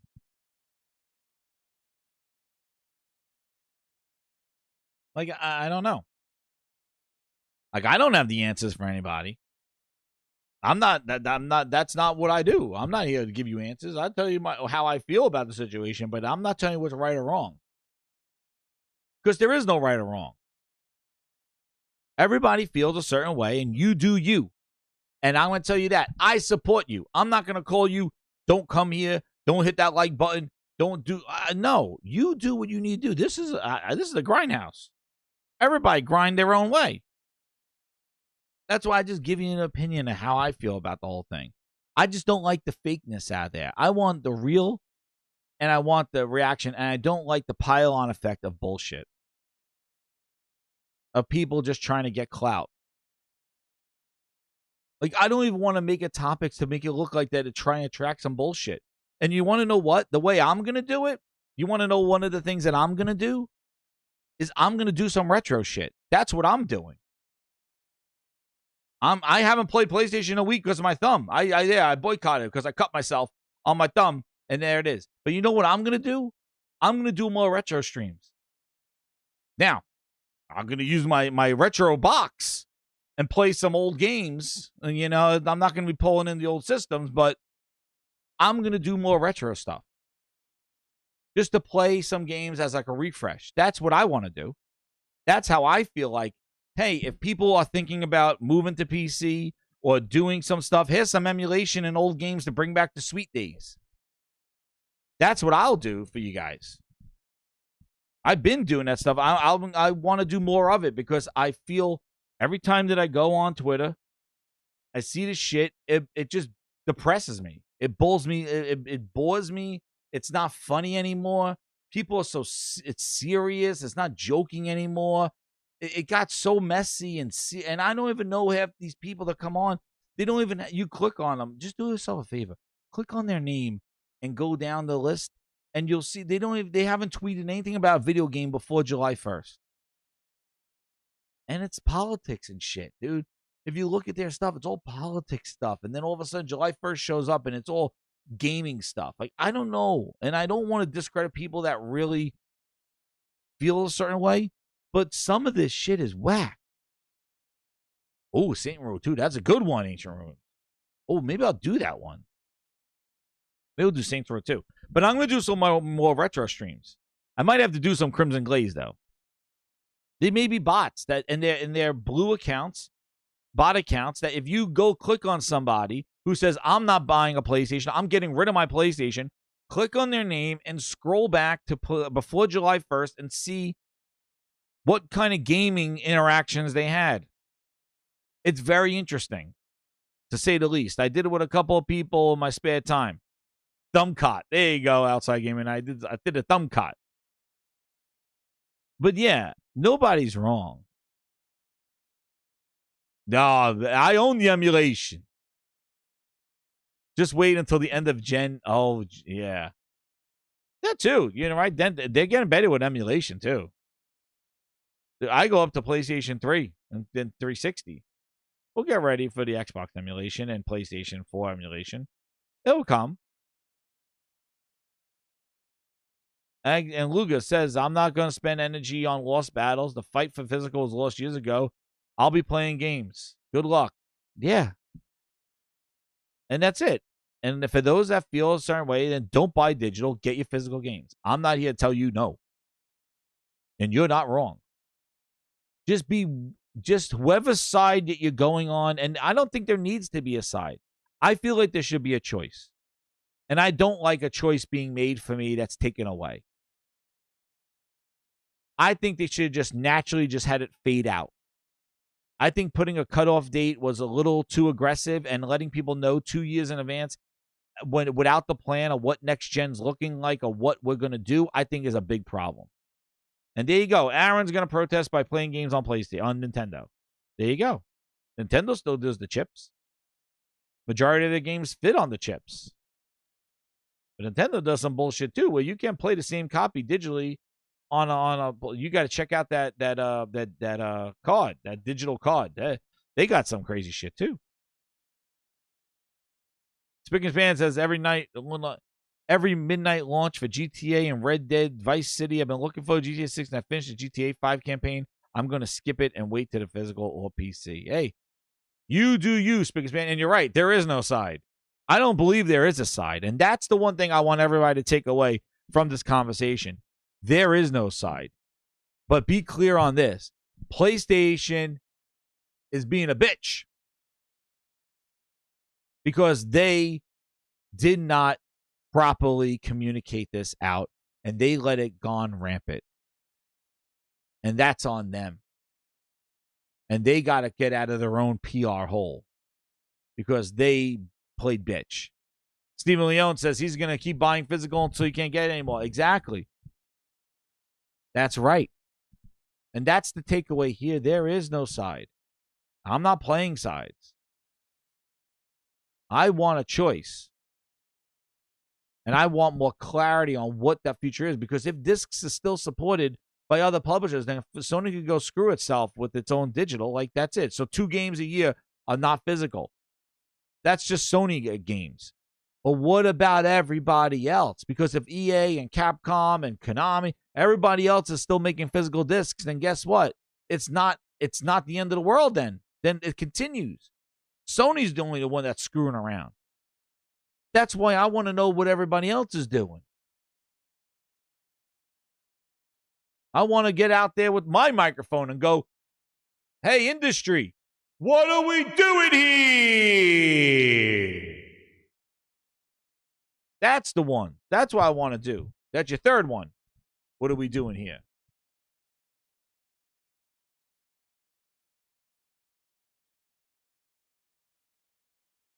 It's bullshit. The propaganda. Listen, paid bullshit is all over the place. It's the world we live in, dude. It is wild. It is crazy. And you want to talk about regulations? They gotta get fucking regulations with like this monetization, engagement, AI, and oh my god, dude, it's a disaster. Wait till AI just starts taking. It already has taken over. It's crazy. Aaron, they all want to abolish the secondhand market. They always did. Xbox and everybody wanted to do it back in 2013. They wanted to put GameStop out of business. The publishers are all for this stuff. They want one copy sold every time. They don't want anybody sharing games. And what's hilarious is that back when Xbox was doing it, everybody said Sony's doing the same thing, and apparently they were, until they saw the backlash and said, oops, we're not doing that. And they made Xbox turn around everything in a 180 because Sony used it against them. Where is that energy now? Who's going to go against Sony? Who is going to be like, we're not doing what their crazy asses are doing over there? We need a big publisher. We need Xbox. We need Nintendo. Somebody needed to kick them in the nuts. And it's been 4 weeks, and nobody big has opened their mouth, which tells me is that they just broke the ice. And everybody's like, yeah, thank you. Good. Now I could tell them that, Madden 28 is not going to be on disc anymore. It's going to be digital. Thanks, Sony. I don't know. Now, Aaron, Nintendo's doing some messed up shit with their friggin' digital cards, though. You got to check it in and check it out, lend it off, and then you can't share it between two Switches. Meanwhile, on Xbox and PlayStation, you could play different generation games at the same time on the same profile. So, Nintendo poking that ass a little bit, too. So, that's all right, Aaron. Hey, Aaron. Nintendo not far away. Where are you?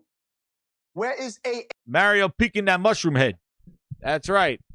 I wouldn't be putting Nintendo in no clear zone because they're doing some bullshit with their card sharing and checkout cards. Dude, see what, man? Who? You can sell your key card. No, what about checking your games in and out, dude? You got to be online. You got to check it into your Switch 1, check it into Switch 2. I can't play the game on the Switch 1 and the Switch 2. It counts as the same game. You could do that on Xbox and PlayStation. Aaron. You got to be close by, but it's a mobile device. No, I'm not talking about game sharing. I'm talking about if I own Smash Brothers, somebody cannot play Smash Brothers on the Switch 1 and play my Smash Brothers the Switch 2. They can't do that. You got to check it in and check it out. It's one game. But if you're playing Rocket League, PlayStation 4 version, you could play Fortnite, PlayStation 5 on the same profile. Then Nintendo messing around with those key cards with that checkout and check-in shit. I'll tell you right there because it was a headache. I had my game checked into a Switch 1. We left. I said, go play the digital game of Switch. Yeah, you can. I did it. My son was playing Fortnite on the PS5. I was playing Rocket League on the PS4, same account. You could do Crush Generation, same account. A PS4 game and a PS5 game, same time on a same account. You can't do that with the Switch. Two different versions. But you can't do that with the Switch. The game is per device, like a regular key card. You got to send it out, and then you got to check it back in. So we left, right? So Smash Brothers was on the Switch 1, right? Switch 2, we left the house, and my daughter wanted to play Smash Brothers on the Switch 2. We had to wait till we get online to check it in, even though the game is on. The digital version is on the Switch 2. I had to get the license online from the Switch 1 over the internet to check it into the Switch 2. Wonderful. So, Nintendo definitely is not as bad as Sony putting out the 2028 thing, but they're poking that mushroom. That's all I'm saying. They're poking that mushroom. I give them another generation or two. So, Nintendo so far, they're not as bad. But they poke it. Yeah, you see, you know what I mean? So that's the one thing I don't like that. So that check-in shit. But Nintendo's not as bad. So I'll give you that, Aaron. But they be poking that mushroom. I tell you, they're poking a mushroom. They're all Sony in the tip and a half of it in there. The Xbox all in. But it's pretty crazy. It's the start. It's the start. Aaron, that I'm going to tell you from the future of Xbox and PlayStation, that's how it starts. Hey, Aaron, that's how it starts. It's not too bad right now, but that's how it starts. That's Magna Lord says, I remember when Cliffy B was complaining about reselling games and going digital. That was a long time ago. Yeah, remember that? When he was complaining about his game going that thing. When he was complaining about, what was it? Law Breakers. That's why he made Law Breakers only did. Yeah, that didn't do him any good. Right? But it's crazy, dude. I like, you know what? Hey, do what you do. I support you. You want to not play, don't buy for your collection. You're welcome here to Grindhouse. Nobody's wrong. I told you I'm going to protest. I protested my thumb. I'm going to be playing retro games, showing you some fun retro stuff for a nice palate cleanse. Hit that like button. We're going to be doing some retro stuff. Just to, I feel like, we need a refresh. Go down some memory lane, the good old days. We need to hang out with the boys and the girls. We need to hang out. We need to get back with the high school crew and drink a couple of beers. That's what we have to do. But, yeah. But there's again, I don't know how much more it's going to be with the ranting and stuff like that with this stuff. But, again, PlayStation be wild. All this shit right now. What is this? Oh, getting tagged about Black Ops and Black Ops 2 ports on PlayStation have sold over 7 million. Yo, shit, they just sent me this in the chat. Oh man, that's not good. That was all digital too. Yeah, see? That's what I mean, man. Exactly, Steven Young. They should have stated that after the PS6 or something when they had some more details, But, again, man, I just don't get it. Oh, shit, I got to check on that. Who wrote that? Yo, Lugo, I got to check. Let's see, did they kick? Oh, I was inactive. Who said it? Circle gets the square.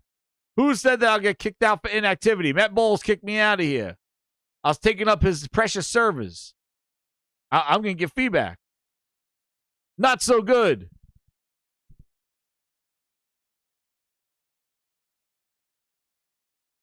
Not so good. Streaming experience. Where is waiting? Long queue times. There we go. Thank you. Submit. Thank you. There you go. I gave Matt Balls my feedback. Thank you for reminding me about checking in on it. They kicked me out. So, we are now at the 3-hour mark. We are now at the final. What are we doing here? My voice is parched. How can you celebrate a 200? Too much waiting. They told me to wait to E3. He said, nope, you can't wait anymore. So, grinders, now we come. Well, yeah, so this just popped in while we're on the physical. Call of Duty Black Ops ports have sold over 7 million units combined. It's familiar with the sales figure. So, nobody yet. Thank you, Lucci, for that one. There you go. COD and PlayStation, man. It is crazy. It shows that the COD play is held hostage to this franchise. The shitty ports. Dude, they were shitty ports. I was going to get it too, but I heard about how shitty ports they were. But grinders, we have come to Snoop Dogg. There he is. So now, one of the big news articles that have come out over the weekend is the release date of God of War La Fey. Yeah, so much for the digital boycott. Hey, man, all digital. I know. Whatever. Like I said, it is a battle that is going to continue. Somebody needs to put some microphones in people's mouths right now. We need answers. So, if you call Grindadamus I have to say, Grindadamus, where am I? Where am I, Grinders? I said it back. There it is. Oh my goodness.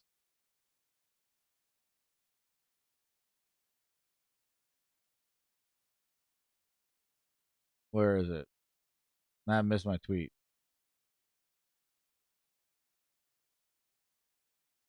Is this the one? No, this is the one. Where's my head? What the hell?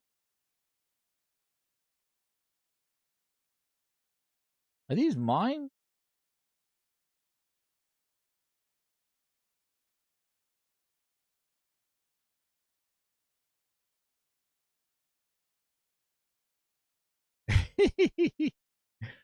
So I said when Fable was delayed, right? When Fable was delayed, they said that they want to give it the time that it deserves. Right? They want to give it the time that it deserves. They said they had so many games last year, they have to give it the time. So they moved it to February. And everybody was like, oh, that's wonderful that we can see there's so many games.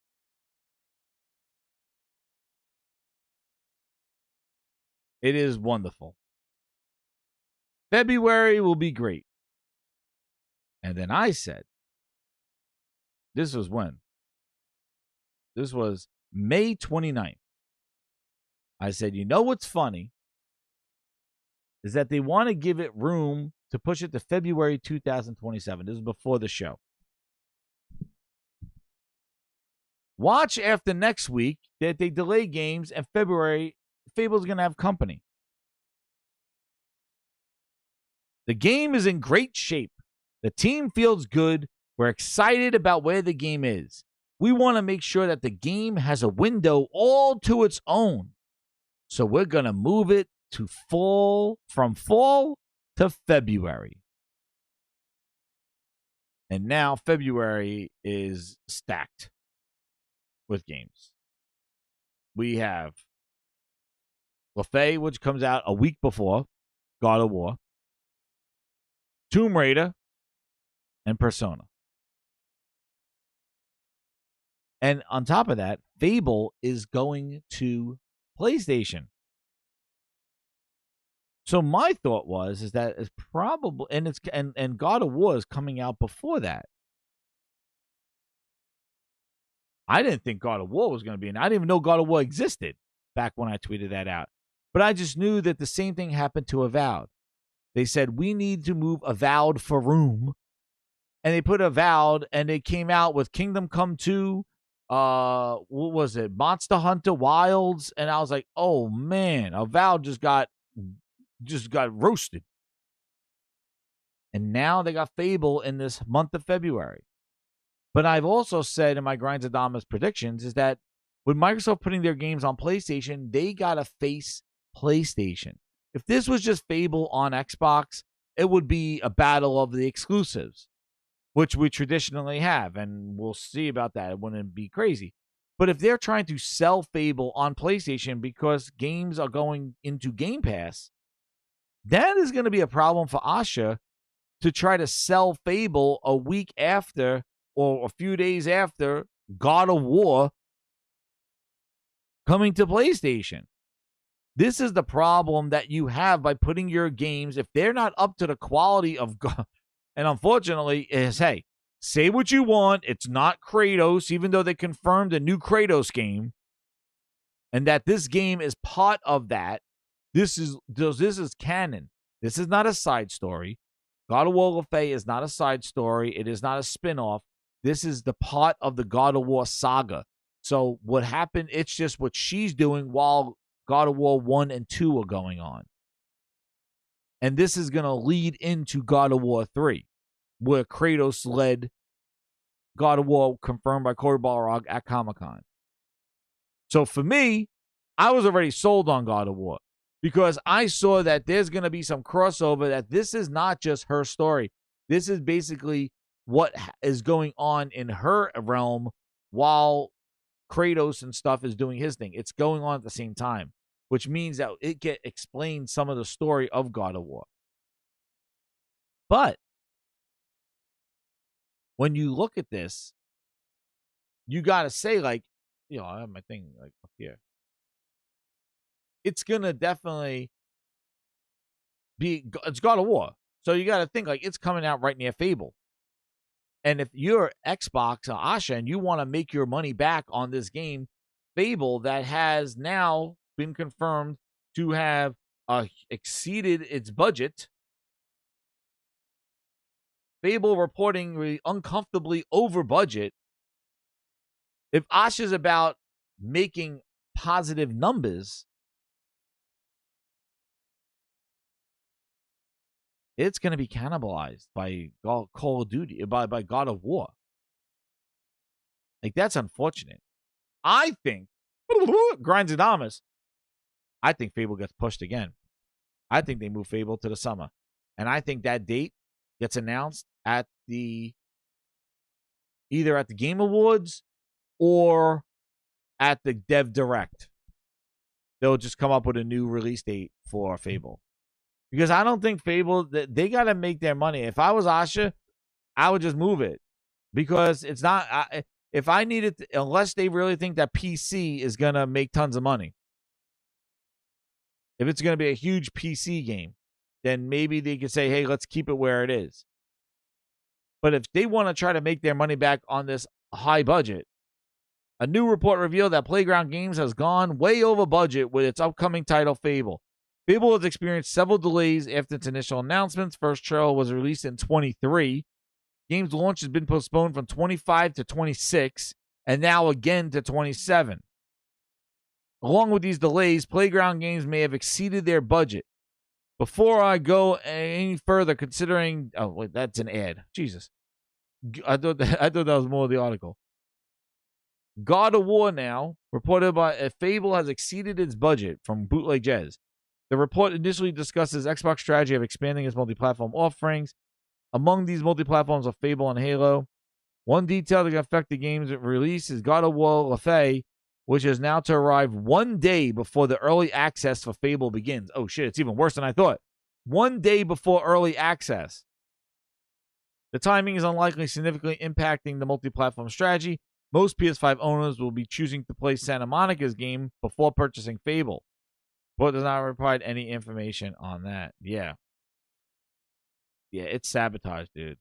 I think they delay it. I think they move Fable out. Now, I tweeted that out, and I was hit with people going, you crazy. I was like, they're like, no competition. That's what they told me. They're like, no competition. Where is it? Yeah, this Xbox ad.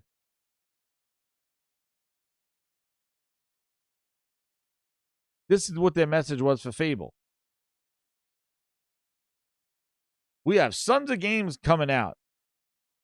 We're moving Fable to February 27 so it could have the dedicated moment it deserves. We're excited to be giving players a major new look at Fable. Give it the dedicated moment. Dude, it's a day right after God of War now. Like, yikes. And Bootleg is pissed.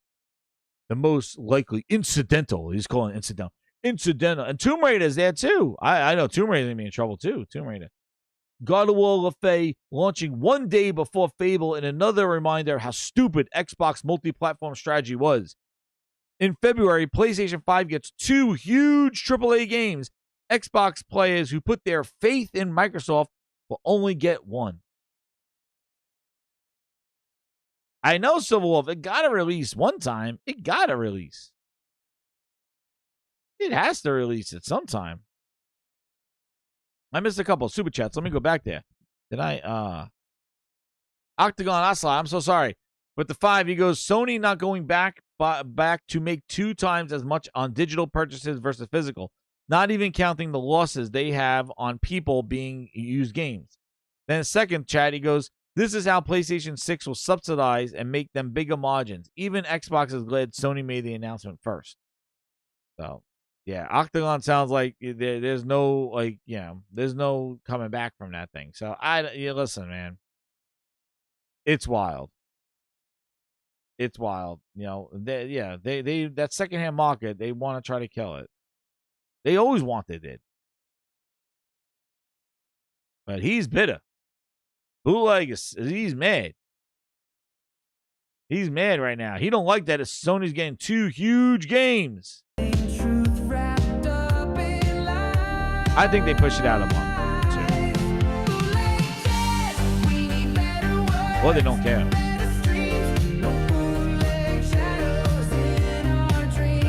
I don't know. Maybe Matt Bowles comes out there. He's a strategic guy. He's gonna be like, yo, we can't put this out there now. But this is the problem I had with their whole putting their games out. Your games, you're gonna have to be ready. Your games can't have the quirks that Halo Master Chief has. You can't.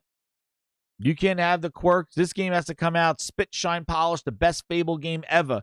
The most polished game because it's going head-to-head against God of War. Oh, shit.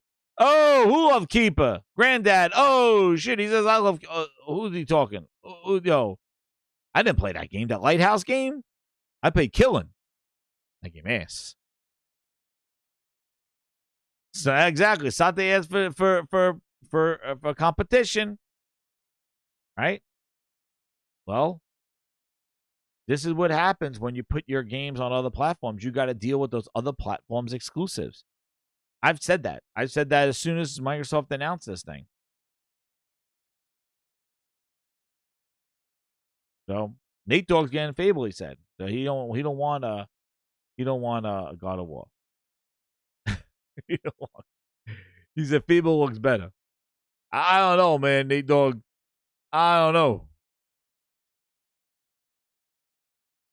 Unless you just don't like the character, I don't know how you can say the polish of what we saw with LaFay compared to what we've seen with Fable. I'm not saying Playground's bad. Playground's awesome, but man, that LaFay polish is shit, man. That was crazy. Now, if you don't like the character, don't like the story, then I can't help you there. But for gameplay wise and polish wise and graphics, yeah, Fable looks good. But I'm just not sure about how Fable is the RPG, because we haven't seen shit from Fable. We've seen more from LaFay. This is what's crazy. All those delays of Fable, and we've seen more of God of War than of Fable. How wild is that? We saw Fable, the dude, walk into town, buy any house, hire a bum to be his bartender, and have a fight and escape on a horse. They shown you the first 20 minutes of God of War.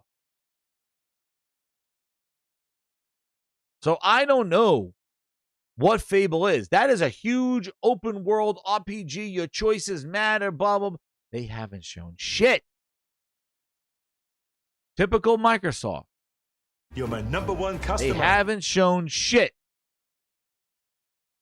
Spigot Span with the 5, he goes, I'll be playing Wolverine and LaFay day 1 thanks to Gamefly Rentals for $20 a month.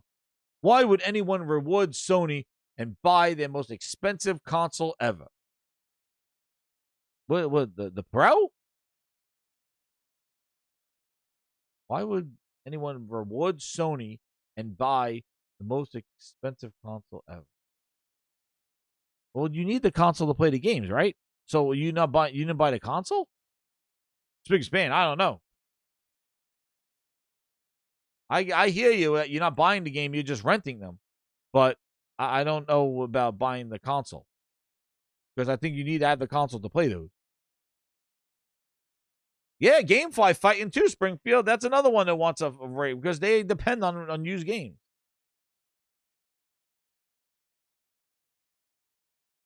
Nate Dogg, let me ask Nate Dogg. I know Playground's good, but you satisfied what you seen with Fable? Let you know. Oh, Granddad says he doesn't like the afterlife and the gods. Well, that's what's cheesy about it. Hey, man. I can see that, you know, like you don't like the mix of all the different gods. Yeah. Move it up a month, PC. Oh, that's a good move, PC Hexoctor. Put it up in January. Fable moves up a day. Yo, release in January. That's a good point. I think they should move it. And again, I'm not saying Fable's going to be bad and God of War be better. Just having those two big games. And again, if Fable wasn't on PlayStation, I would say you leave it and you let them cook and let them fight who's the best.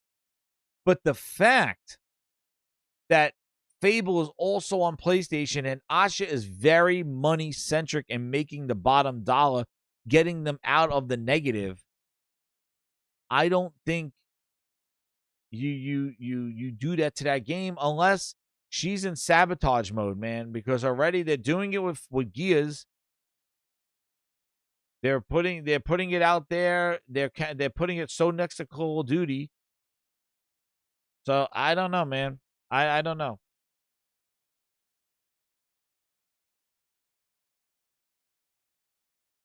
Fable has been a very expensive game to make, so expensive, in fact, that Microsoft won't let Xbox keep it platform exclusive.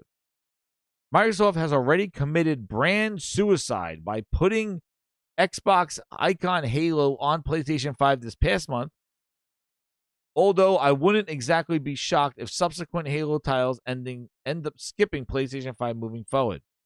The same cannot be said for next Fable, though, which sources suggest runs uncomfortably beyond budget. Microsoft previously noted that any games previously announced as multi-platform will continue to be, and that includes Fable. Dude, it'd be good if they just pulled from PlayStation, right? That beta was Fire Seawolf. Yes, it was. They won't let him. J. Arthur, he says they won't let him. No, this is bootleg jazz ranting. This is IGN or bootleg? This is bootleg. This is Windows Central ranting.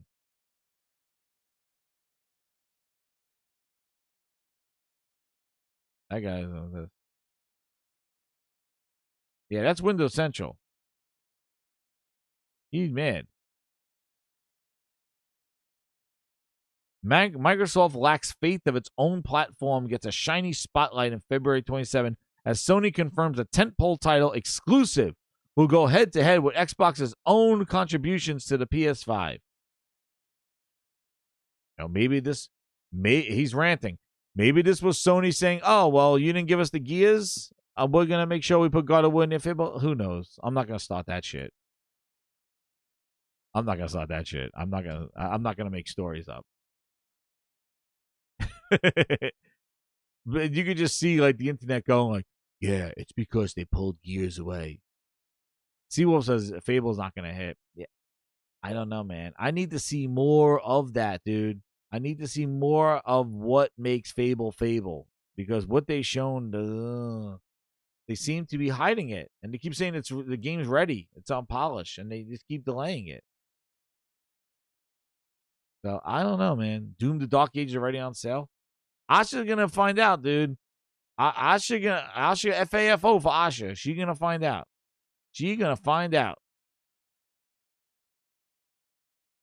They doomed the multi-platform strategy.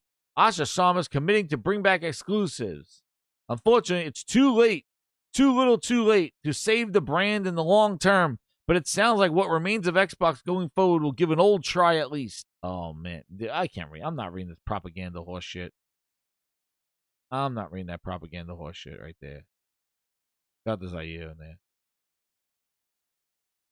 Oh, shit. There you go. Latest Doom DLC 50% off for three weeks after the PS5 release. Wow.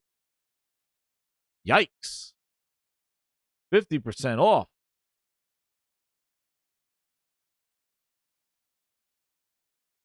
But there he is. Look how angry Bootleg is. God of War Le Fay launches one day before Fable Early Access on PS5. It's a sad reminder of how dumb Xbox multi-platform strategy is. Xbox advertising PS5 as more content. Xbox customers are not important to Microsoft. I doubt Asha would even greenlit Fable and Halo on PS5, but it's too late for that now. Amy Hood has been running Xbox, and her legendary short-term thinking has brought the brand to the brink. Will they give Asha enough time to fix it? That's the real question.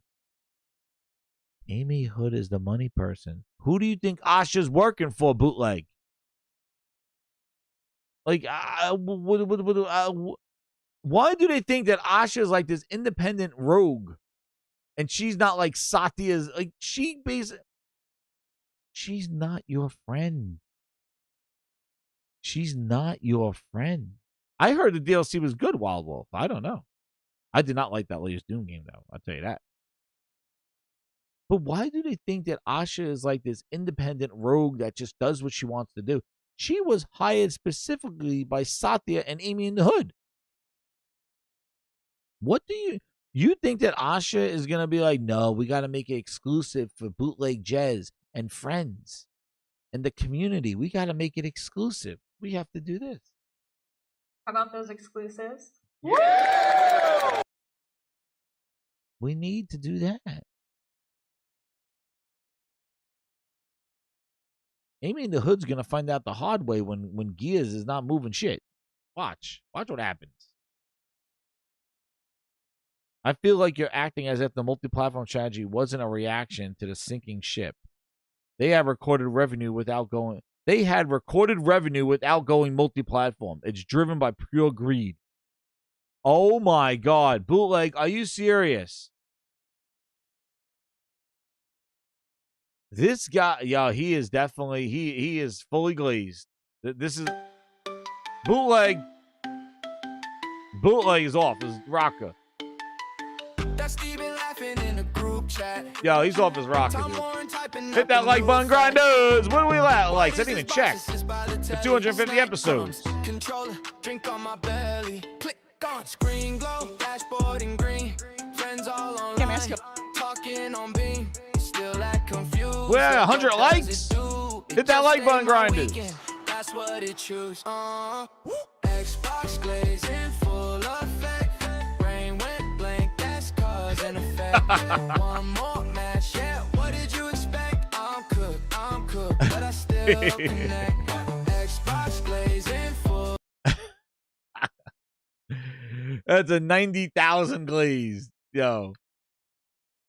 What? Didn't he hear Satya going like, we've been subsidizing Xbox for all these years. We got to make our money back? What does he mean that they were fine without going multi-platform? They had record revenue. Yo, what were you smoking? Yes. And whatever revenue they had, whatever revenue they had was offset by all the losses. That's what Satya said. That's what Asha said. He's like, we've been subsidizing the business. Record revenue was offset by all the losses that they had with the studio acquisitions and the games not selling. What the hell are you talking about? That's why they had to go multi-platform. Because they were subsidizing their business with Call of Duty. That's what Satya said. What are you talking about? They were fine without going multi-platform. They were trying to get whatever money they could get back. Phil was trying to get money back into the business without having to do what Asha just did. See, that's what a lot of people don't realize. Phil was doing everything he could to try to keep the Xbox brand, the Xbox, and this is what I'm thinking.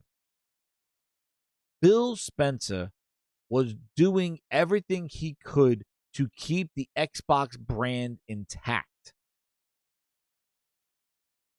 So he's like, we got to put this shit on PlayStation. We got to cut our nose to spite our face. We need to put this stuff. We got to do whatever we can because I don't want to do the alternative. But the multi-platform strategy didn't work. Not every game sold like Forza Horizon. It didn't blow up. It didn't make enough. So then Asha was hired by Satya. You do what I need. Order 66. And that's what Asha did. She came in. She pretended she was supporting everybody, like they were the friend of they were the stormtroopers, helping everybody, this. And then after day 100, Satya ordered Order 66, and she turned and she gutted everything. Get rid of the studios, the new IPs, We don't want Hellblade. We're not going to do shit with it. We're done. We're done. We're done. I just want to make the games that are making money and cut all our losses. And she gutted it. And what's crazy is if you look here, which I think is the next step, Bootleg is, again, blinded by the light. If you look at, well, what's his name is saying? Where is his? Where's Brad Sam? Where's Brad?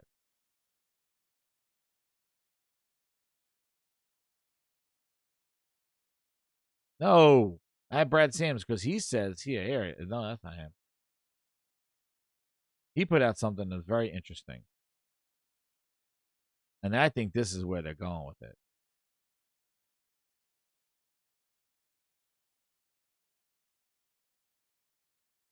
There he is.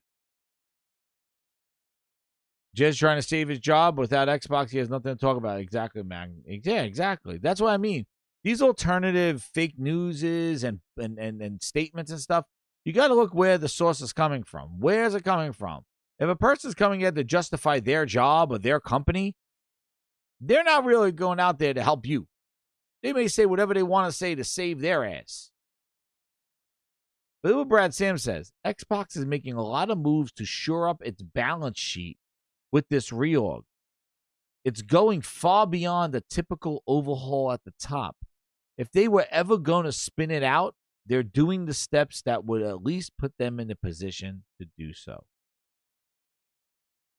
He adds, it would seem a bit odd for Microsoft to spin out its only big consumer brand, but it's also obvious that it doesn't fit into the company profile.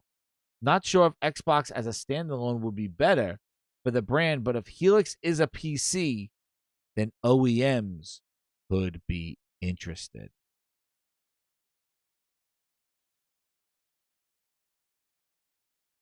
Remember, a reference device. OEMs, getting somebody else to make the hardware. Let Asus, let Acer, let HP, let them make an Xbox. We could make app updates. Let them do it. Glaze66, Don John says. Like, let them do it. We're not going to waste money and lose money on hardware. And let's just do the services and app updates. Let somebody else bear that problem. Let like Asus take Xbox under its arms. And let's just spin off the business. Maybe Asus wants to do Asus/Xbox, and that's their gaming division, ROG Xbox. And they'll make Xboxes for us. Like, yeah, that's it. And we'll just update system. They'll put some branding. We'll let them put the branding on. And like, he says that it's more than a typical overhaul. This is not like what they did when Phil Spencer came on board. Just new president. They're not replacing these people that they left. These presidents of Xboxes, technology person. They're not replacing anybody. They're gone. They're gone. The role is gone. We don't need that anymore. And she's turning it into a wheelhouse of Call of Duty, Bethesda Fallout, Halo. We'll see what Gears does, or whatever else. Where's Perfect Dark? It's gone, dude. They wouldn't even let anybody make that freaking Perfect Dark game when they had nothing to do with it, dude. It sucked. It absolutely sucked. That's my favorite franchise, too. Minecraft and King, exactly. Activision, King, Minecraft, Call of Duty, and Fallout. And Halo, if that exists, and we'll see what Gears does. But she never mentioned Gears, but we'll see. But yeah, that's what they think. So it's definitely February's looking tight. We'll see what happens. I think they should just delay Fable, move it up, especially if they want to try to make their money, give it the room. Like the fact that they delayed it because they wanted to give it time to shine. Yeah, well, that kind of got screwed. So I don't know, but grind is. We went over 3.5 hours. Epic show 250. Episode 250. We went through everything. My voice is killing me, but we're ready to go. I'm gonna do a retro night as my way to kind of cleanse this whole physical shit and just let's go back and visit old games and stuff. And have some good memories and shit like that of why we're here in gaming. So we'll be doing that here at the show. Be dropping, and definitely I'll give any kind of advice, how to get that stuff and what to do, especially people that are interested in the PC stuff. I've been experiencing that stuff as well and explored a lot of different options. So I'll be a resource for you if you need anything for those things, for those that, if you're just really sick of all this stuff, console stuff, and do PC, I have a lot of experience in that as well. I'm a tech guru with all this shit. But I'm a resource for you. Hit me up in the chat. But I appreciate everything that we got to 250 episodes and we're strong. Hit that like button. I love everybody's support, and thank you again for subscribing. If you're new subscriber, thank you so much for the members. We're gonna have an awesome balcony show. We'll be just laid back and we'll just chat it up. People could vent. Maybe I'll even open up the grindhouse. You come on in and you could grind those gears about all the topics that are going on there. So we'll probably do a balcony show. Let the balcony speak for that one. That will be coming there, courtesy of all the member gifting and Steve Leone. And it wouldn't be a 250 episode for those everybody hanging around with the gaming grindhouse, for me to continue the generosity train and give it out. Whoa, what's this? And just give a big thanks out to everybody out there and hit you with the awesome songs there, and we will be rocking. So thank you again, grinders. 250 episodes in the books, and we are out. That's not my outro. That's not my outro, but yes. Thank you again, grinders. Hit that like button. Subscribe if you're new. Share it out. Timestamps will be coming your way tomorrow morning, but definitely the 3 big topics were covered, and it was grinding those gears. And thank you again, grinders. Good night.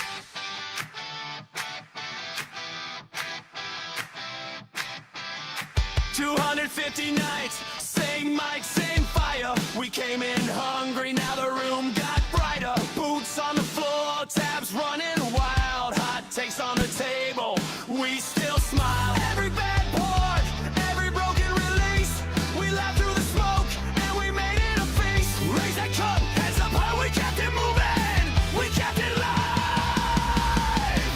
Say it loud, let it hit the wall. If you were there, you were there through it all. Thank you, grinders! Thank you, grinders! Thank you, grinders! Thank you! 250, we're still here. Thank you, grinders! Thank you!